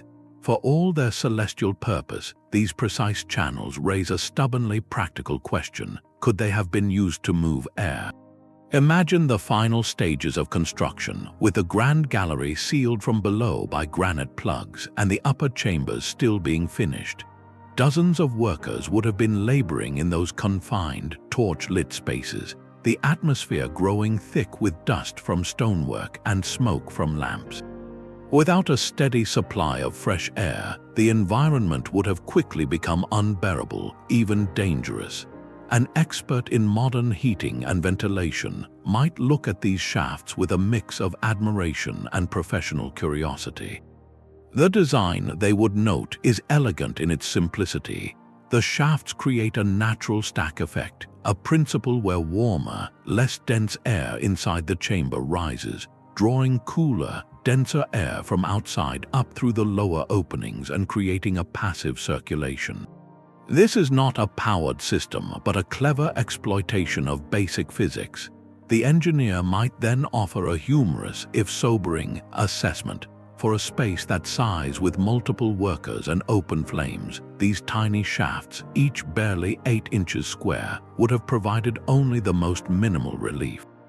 They are not air ducts in any modern sense. They are more like breathing straws for a mountain. Their effectiveness as true ventilation would have been marginal at best, a faint whisper of freshness in a vast stone lung. This practical consideration forces us to hold two competing ideas at once. The shafts are demonstrably aligned with specific stars with an accuracy that demands intentional, sacred design. Yet their physical existence as openings to the outside world would have had an undeniable secondary effect on the chamber's environment, both during construction and in any subsequent ceremonies before the pyramid was fully sealed. This duality is the heart of the paradox. It suggests the ancient architects may have operated in a world where utility and symbolism were not separate categories, but intertwined layers of a single solution. A shaft could be a runway for the soul to join the imperishable stars of Osiris, and simultaneously, a practical conduit to prevent ceremonial incense from overwhelming the priests, or to keep the air in the worker's final workspace from growing stagnant. This multifunctional thinking reflects a holistic worldview. They were not building a sealed vault for a body, they were creating a functioning ritual space, a machine for a transition that was believed to be active and ongoing.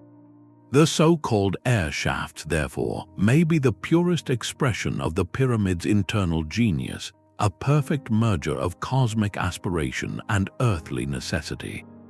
In their silent, upward reach, they solved a problem of physics and a problem of faith with the same elegant, narrow cut of stone.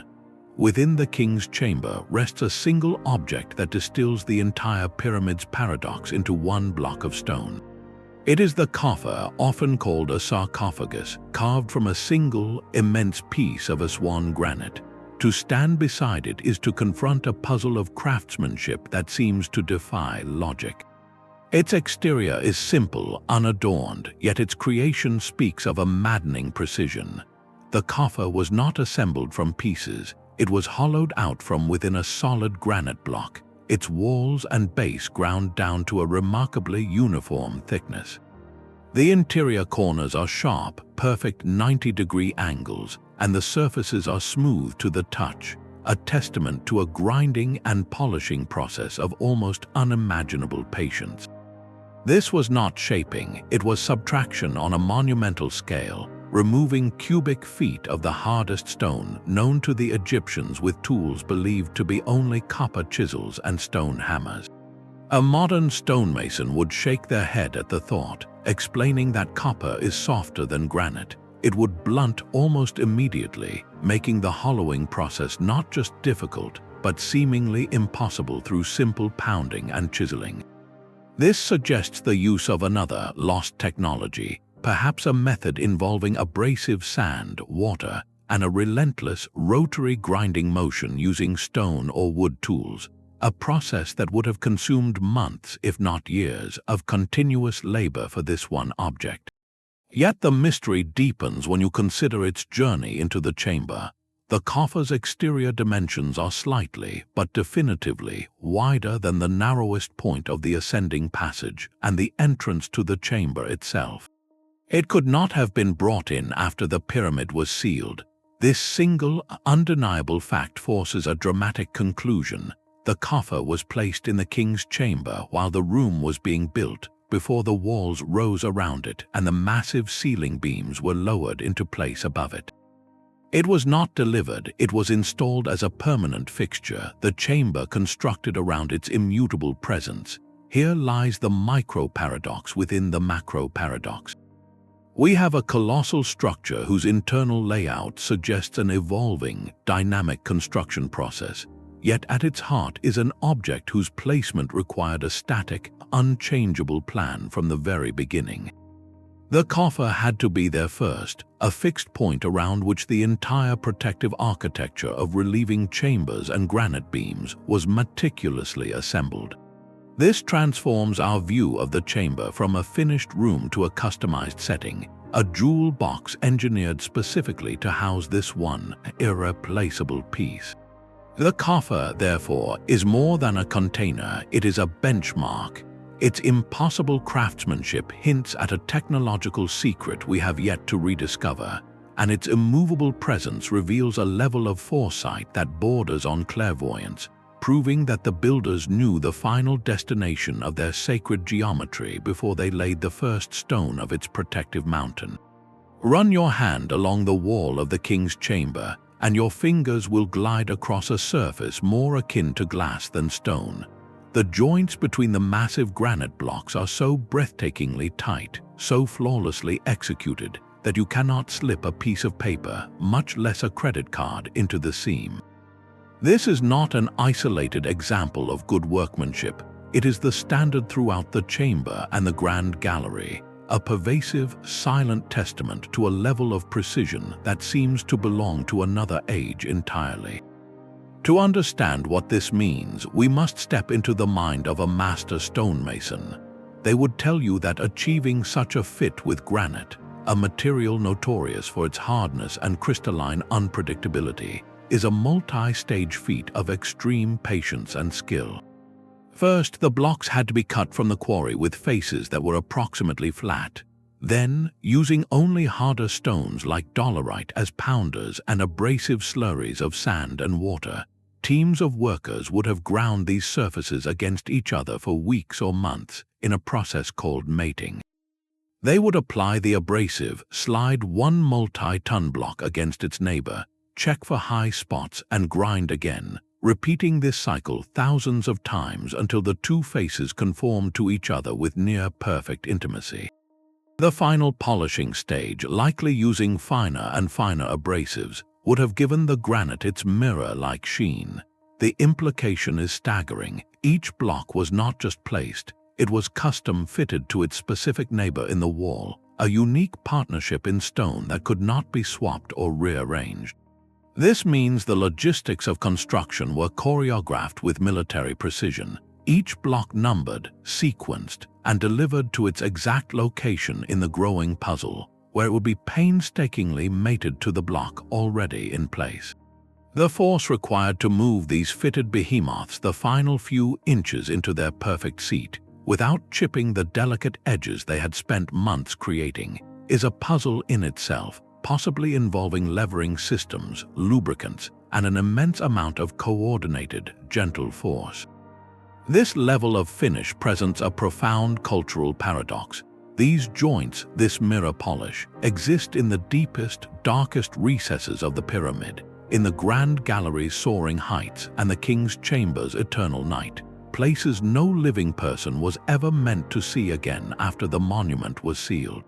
Why expend such extraordinary, almost obsessive effort on surfaces destined for perpetual darkness? A purely structural explanation falls short. A rough but stable joint would have sufficed to bear the weight. The answer must lie in a realm beyond engineering. It speaks to a religious and cultural imperative for a perfection that was itself sacred. In the Egyptian worldview, the afterlife was a perfect, unchanging duplicate of the ideal world. By creating a space where every joint was seamless, every surface flawless, the builders were not just constructing a chamber, they were fabricating a fragment of that perfect eternity. The invisible perfection was not for human eyes, it was for the divine, a guarantee of the ritual purity and eternal integrity of the space. The airtight joinery, then, becomes more than a technical marvel. It is a spiritual seal, a physical prayer for perfection meant to endure long after the last torch had been extinguished and the last doorway sealed in stone. This flawless, invisible joinery was meant to last for eternity, yet the central space it was built to protect stands empty. We arrive now at the pyramid's ultimate functional paradox. Its entire internal structure, from the descending passage to the granite coffer, screams one purpose: to serve as the most secure and magnificent eternal resting place ever conceived. And yet, not a single shred of evidence, not a royal mummy, not a fragment of a contemporary burial assemblage, no gold, no jewelry, no inscribed canopic jars, has ever been discovered inside the Great Pyramid or indeed within any of the major pyramids at Giza. The coffer in the king's chamber is bare, its interior scoured clean by time and likely by ancient intruders. This profound absence is not an archaeological oversight, it is a deafening silence at the heart of the mystery. If this was a tomb, where is the king? The implications force us to re-examine everything we think we know about those corridors and chambers. One compelling explanation is simple and pragmatic: the pyramid was robbed. Thoroughly and very early in its history, the broken corner of the coffer and the suspended portcullis slabs in the antechamber suggest an intrusion, perhaps even one sanctioned or carried out by those who sealed it, removing the contents for safekeeping during a period of political turmoil. In this view, the internal structure worked exactly as designed for a time, safeguarding a burial until human ingenuity or betrayal breached its defenses. The emptiness is not a design feature but a historical accident, yet the scale and permanence of the architecture give pause. Would you build a mountain to protect a treasure you plan to remove a few generations later? This question leads to a more symbolic interpretation, that the Great Pyramid was never intended to hold a physical body at all. It may have been a cenotaph, a colossal symbolic tomb. In ancient Egyptian belief, a monument could serve as a perpetual home for the spirit, the Ka. even if the physical remains were interred elsewhere for security. The intricate internal network, then, was not a vault, but a machine for ritual, a permanent stage for the spiritual journey that could be activated through ceremonies without ever requiring the king's mummy to be present. This idea separates the architecture from the assumed function in a startling way. It suggests the true purpose of the Grand Gallery, the shafts, and the sealed chambers was not to hide a body, but to facilitate a perpetual, symbolic rebirth aligned with the stars. The emptiness is not a loss, but the point, the sacred void where the spiritual transformation was meant to occur. This absence forces a humbling admission. Our entire modern understanding of the pyramid's interior is based on an assumption that its form dictates a single funerary function. But what if we have been misreading the blueprint? The precision, the alignments, the hidden doors, all could be components of a different kind of machine altogether, one focused on energy, astronomy, or initiation rites that left no physical trace. The missing burial evidence is the ultimate invitation to look past our own cultural baggage. It asks us to consider that the greatest architectural achievement of the ancient world might have been built not for death, but for a vision of eternal life so profound that it needed no physical occupant, only the perfect, silent geometry of a journey mapped in stone. The polished silence of the Great Pyramid stands in stark contrast to the broken mountains that followed. To understand its singularity, you must look beyond Giza to the later pyramids built by the pharaohs who came after. Their internal structures tell a story not of progress but of retreat. The grand, corbelled gallery vanishes. The intricate multi-chamber system with its relieving compartments and celestial shafts is replaced by simpler, often troubled designs.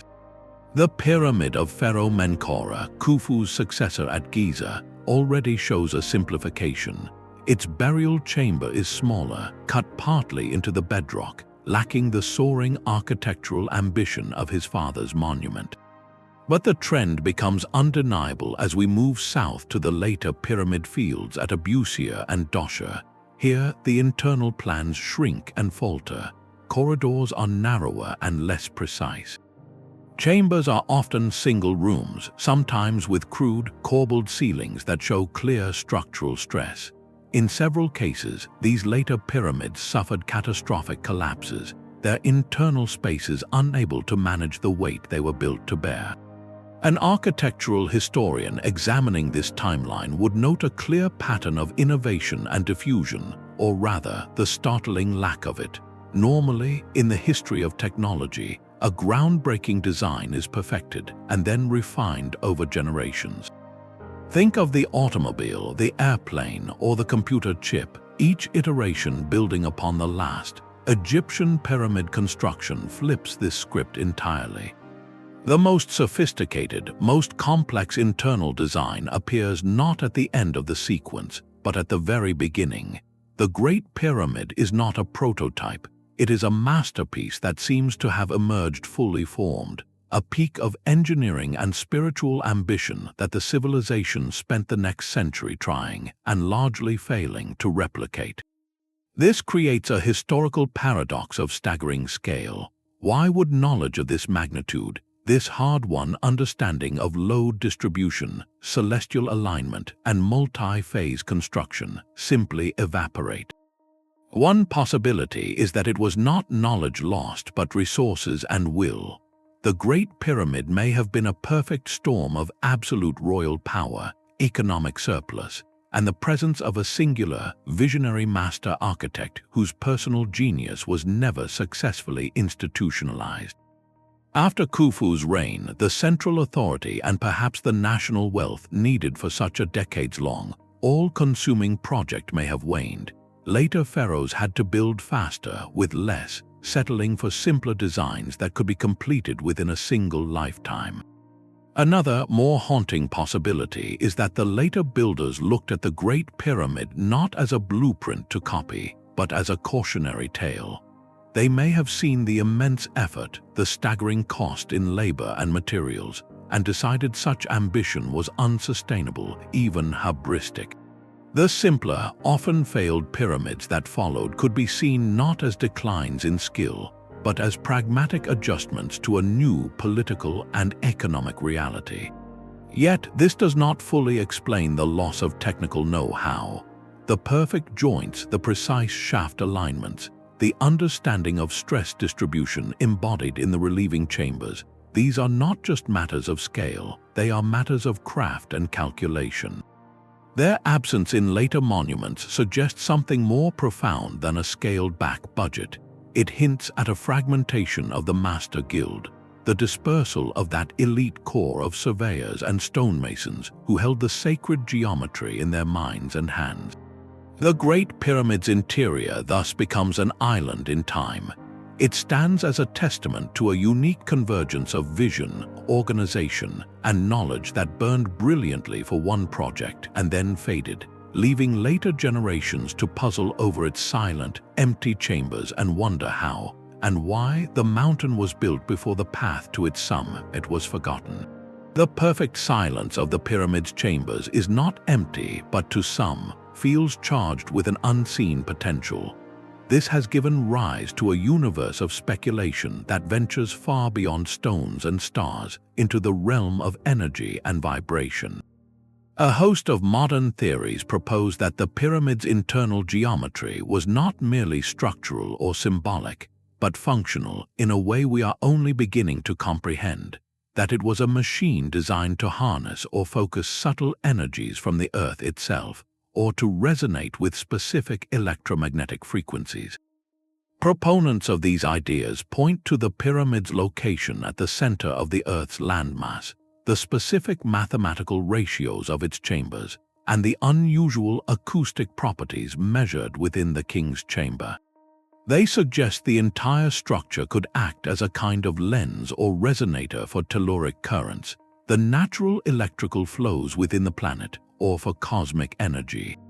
In this view, the Grand Gallery becomes a tuned waveguide, and the stacked chambers above the king's chamber form a resonant cavity, meticulously engineered to amplify a particular vibrational state.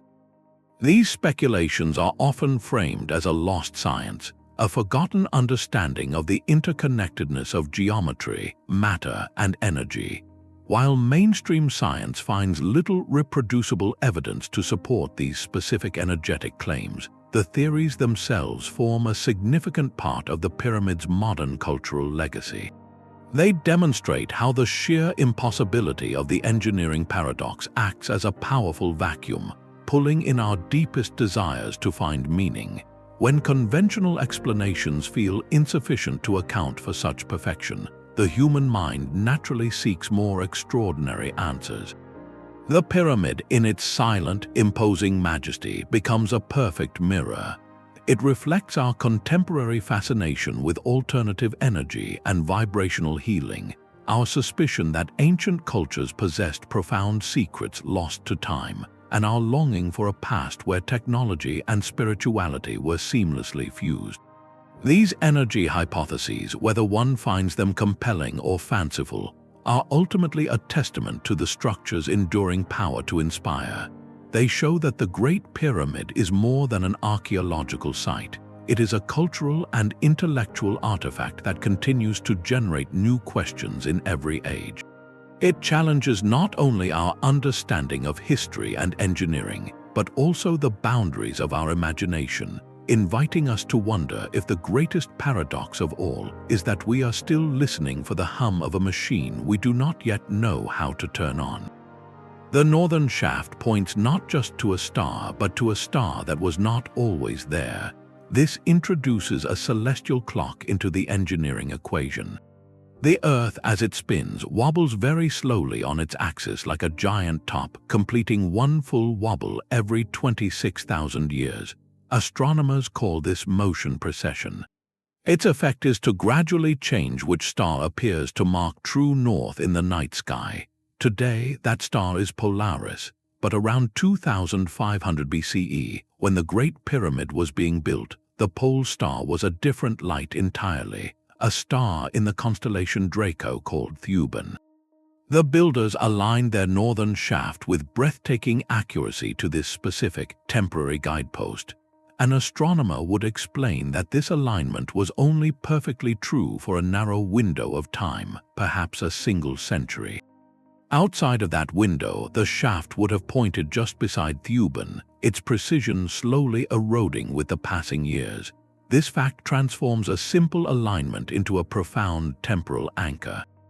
It means the architects were not merely connecting stone to sky, they were capturing a specific celestial moment. They were embedding a when into the how of their construction.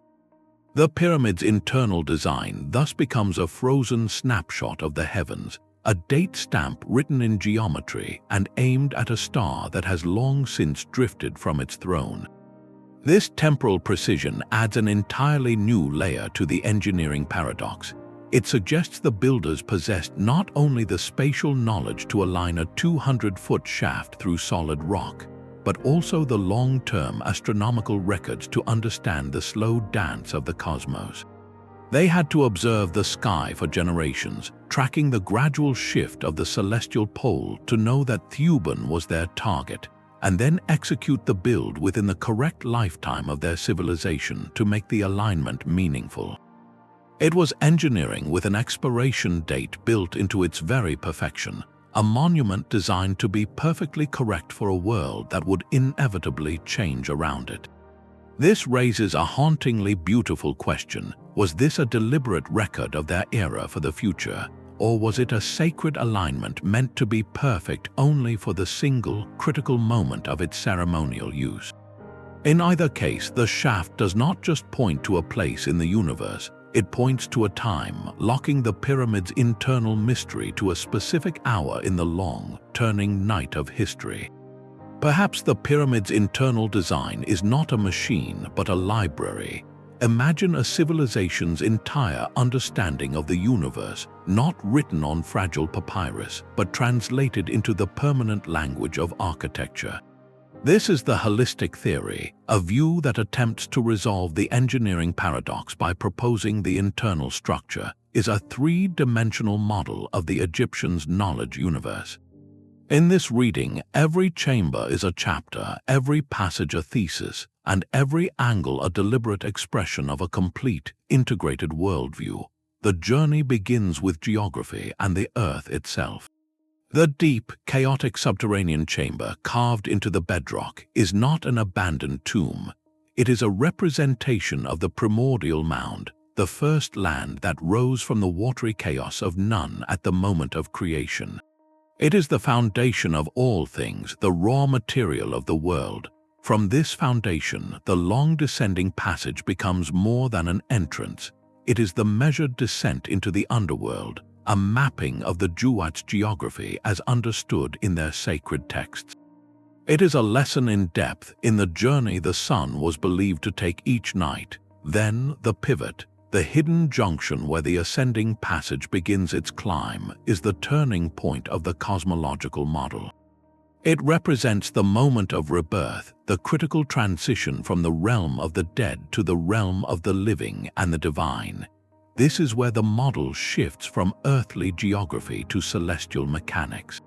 The Grand Gallery, soaring upward at its precise angle, is no longer just a ramp. It becomes a monumental scale model of the sun's radiant path, or perhaps the Milky Way, a physical representation of the ascent to the heavens. Its corbelled sides, narrowing toward the top, could symbolize the convergence of all paths toward the apex of understanding.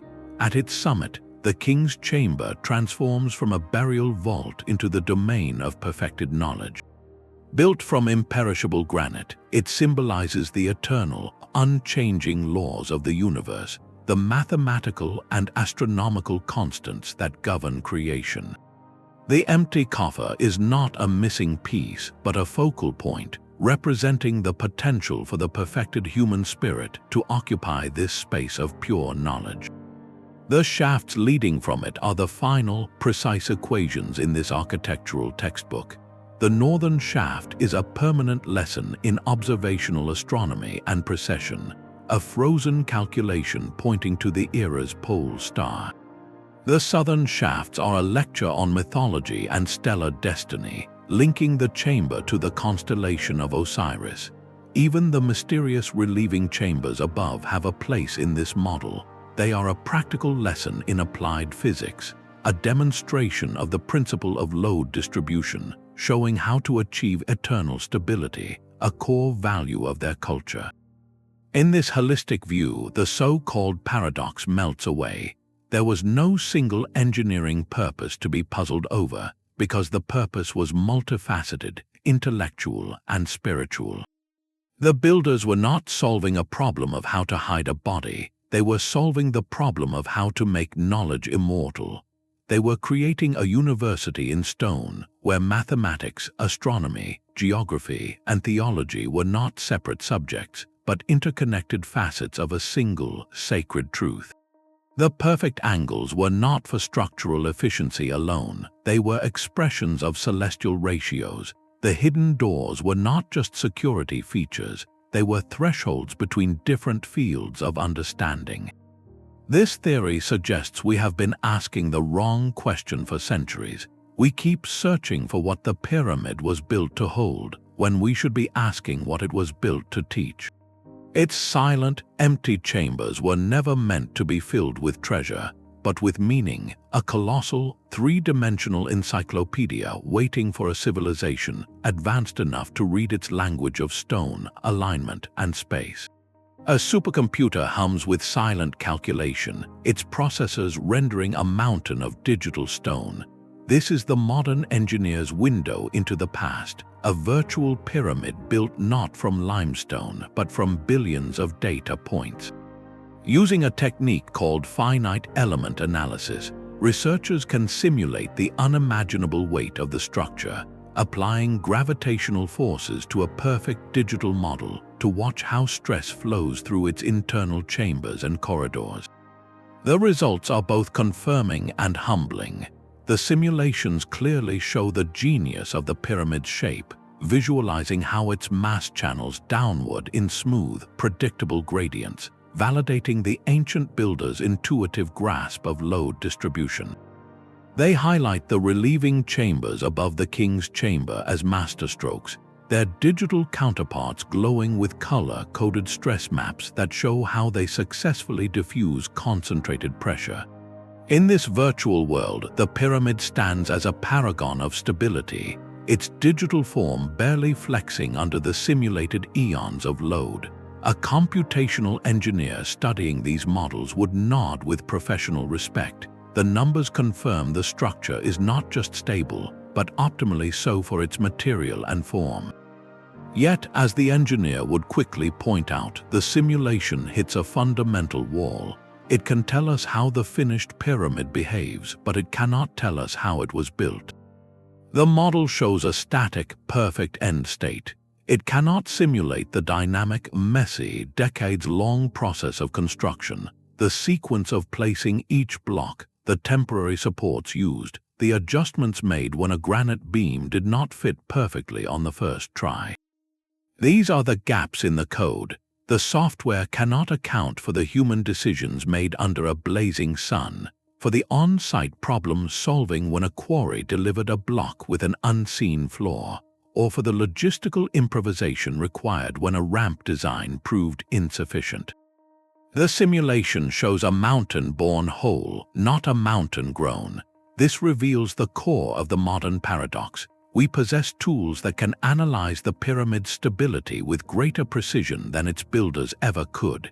Yet these same tools are powerless to reverse engineer the moment-to-moment ingenuity, the lived experience of the build. The finite element model is a map of forces, not a record of choices. It can calculate the stress on a corbelled wall, but it cannot tell us why that specific angle was chosen over another, or what ritual significance might have been woven into that geometric decision. Our most advanced technology, therefore, illuminates the brilliance of the final product while casting the shadow of the process into even deeper mystery. It underscores that the true genius we are confronting is not just in the stone, but in the invisible chain of command, the unrecorded conversations, and the collective human intelligence that turned a vision into a mountain, one perfect, unsimulatable decision at a time. The supercomputer's perfect model exists outside of time, but human knowledge does not. The pyramid's internal perfection presents us with a haunting scenario, not of a lost civilization, but of a lost memory. What if the techniques were not erased by some cataclysm, but simply faded away generation by generation, as the world that valued them changed? After the staggering achievements of the Old Kingdom, Egypt's priorities shifted. Political power fragmented, economic resources were redirected, and with the rise of new religious centers like Thebes, the theological focus moved away from the solar cult and monumental pyramid complexes of the north. The absolute, centralized will that could command a multi-decade national project dissolved. In this new world, the specialized guilds of master builders, the men who held the sacred geometry of the shafts and the stress calculations for the relieving chambers in their minds, found their unique skills were no longer in such high demand. A historian of science would note that technological regression is not a rare event in human history, but a common pattern. We see it in the loss of Greek fire, a formidable naval weapon whose precise recipe vanished. We see it in Roman concrete, a formula for underwater construction that medieval builders could not replicate. Knowledge, especially highly specialized, orally transmitted knowledge, is fragile. It requires a living chain of teachers and students, a cultural ecosystem that supports and values its practice.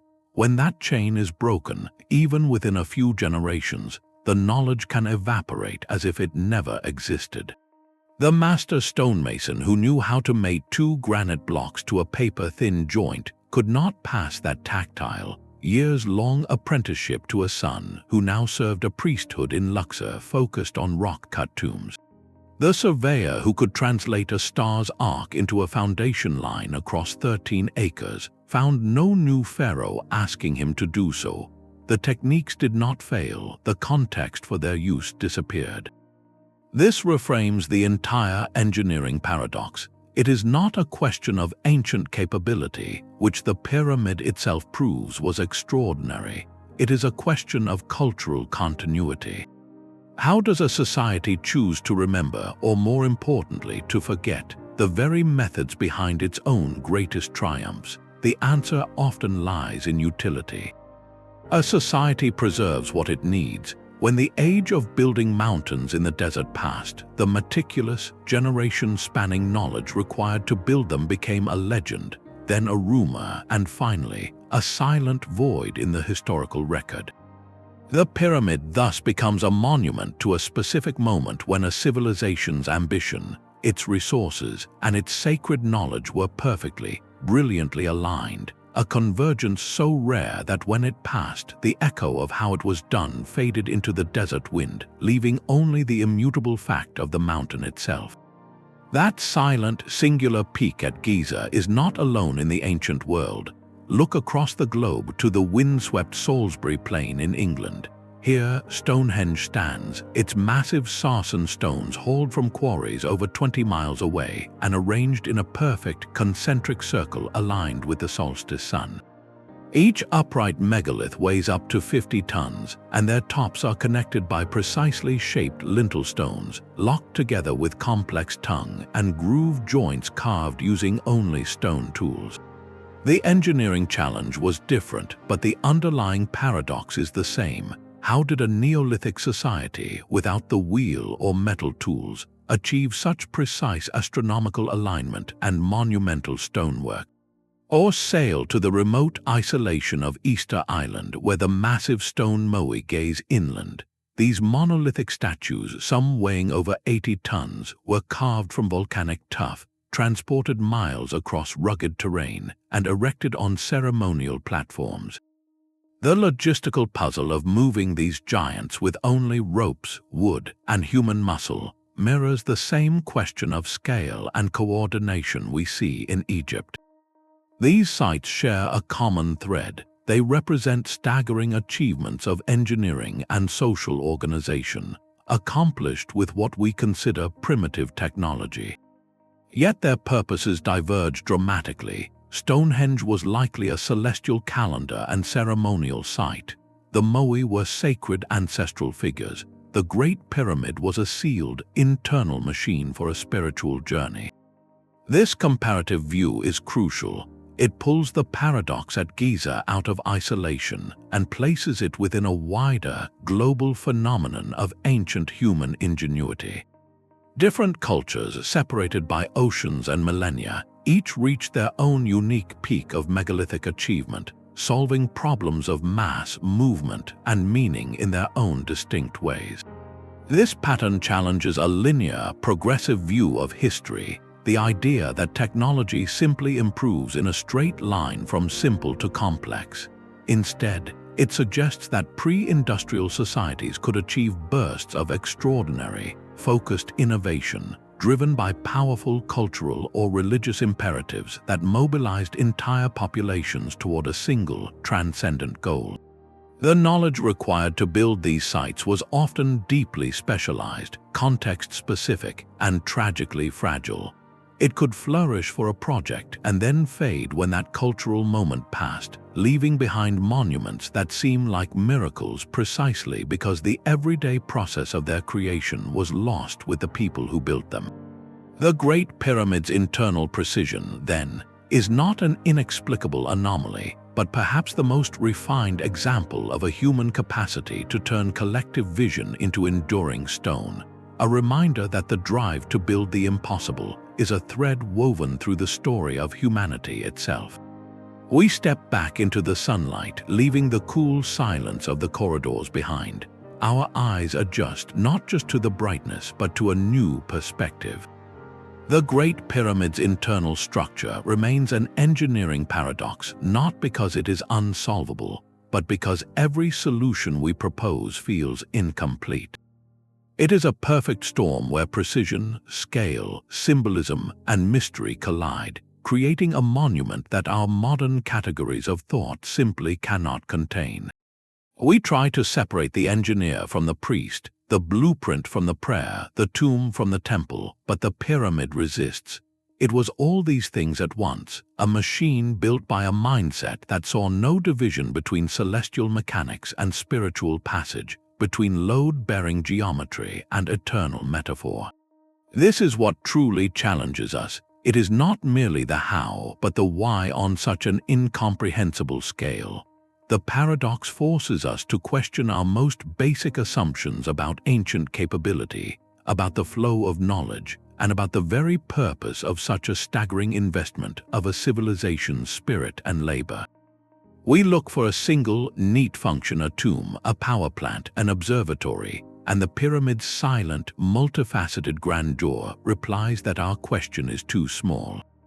Perhaps, then, the true and lasting legacy of these stones is not in the secrets they keep, but in the wonder they relentlessly provoke. For over 4,500 years, they have been a silent engine of human curiosity. They drove medieval explorers to chip through limestone plugs, 19th-century surveyors to map every inch, and 21st-century physicists to scan them with cosmic rays. Each generation brings new tools and new questions, and each generation finds the pyramid ready to reveal a little more, while guarding its core mystery with the same patient grace. It is a monument that humbles our certainty. Just when we think we have a theory that fits, a new scan reveals a hidden void, or a fresh look at the geology whispers of a deeper past. This may be the ultimate lesson carved into that ancient limestone. The paradox is the point. The Great Pyramid endures as a permanent, gentle rebuke to the idea that we can ever fully know the past or the minds that shaped it. It stands as a testament to the beautiful, frustrating, and essential limits of human understanding. It reminds us that some wonders are built not to be solved, but to be pondered, a permanent invitation to look at the world with awe and to never stop asking questions. If this journey into the heart of stone has sparked your own curiosity, the exploration continues. Subscribe to delve deeper into history's greatest enigmas and share your own thoughts on this ancient puzzle in the comments below.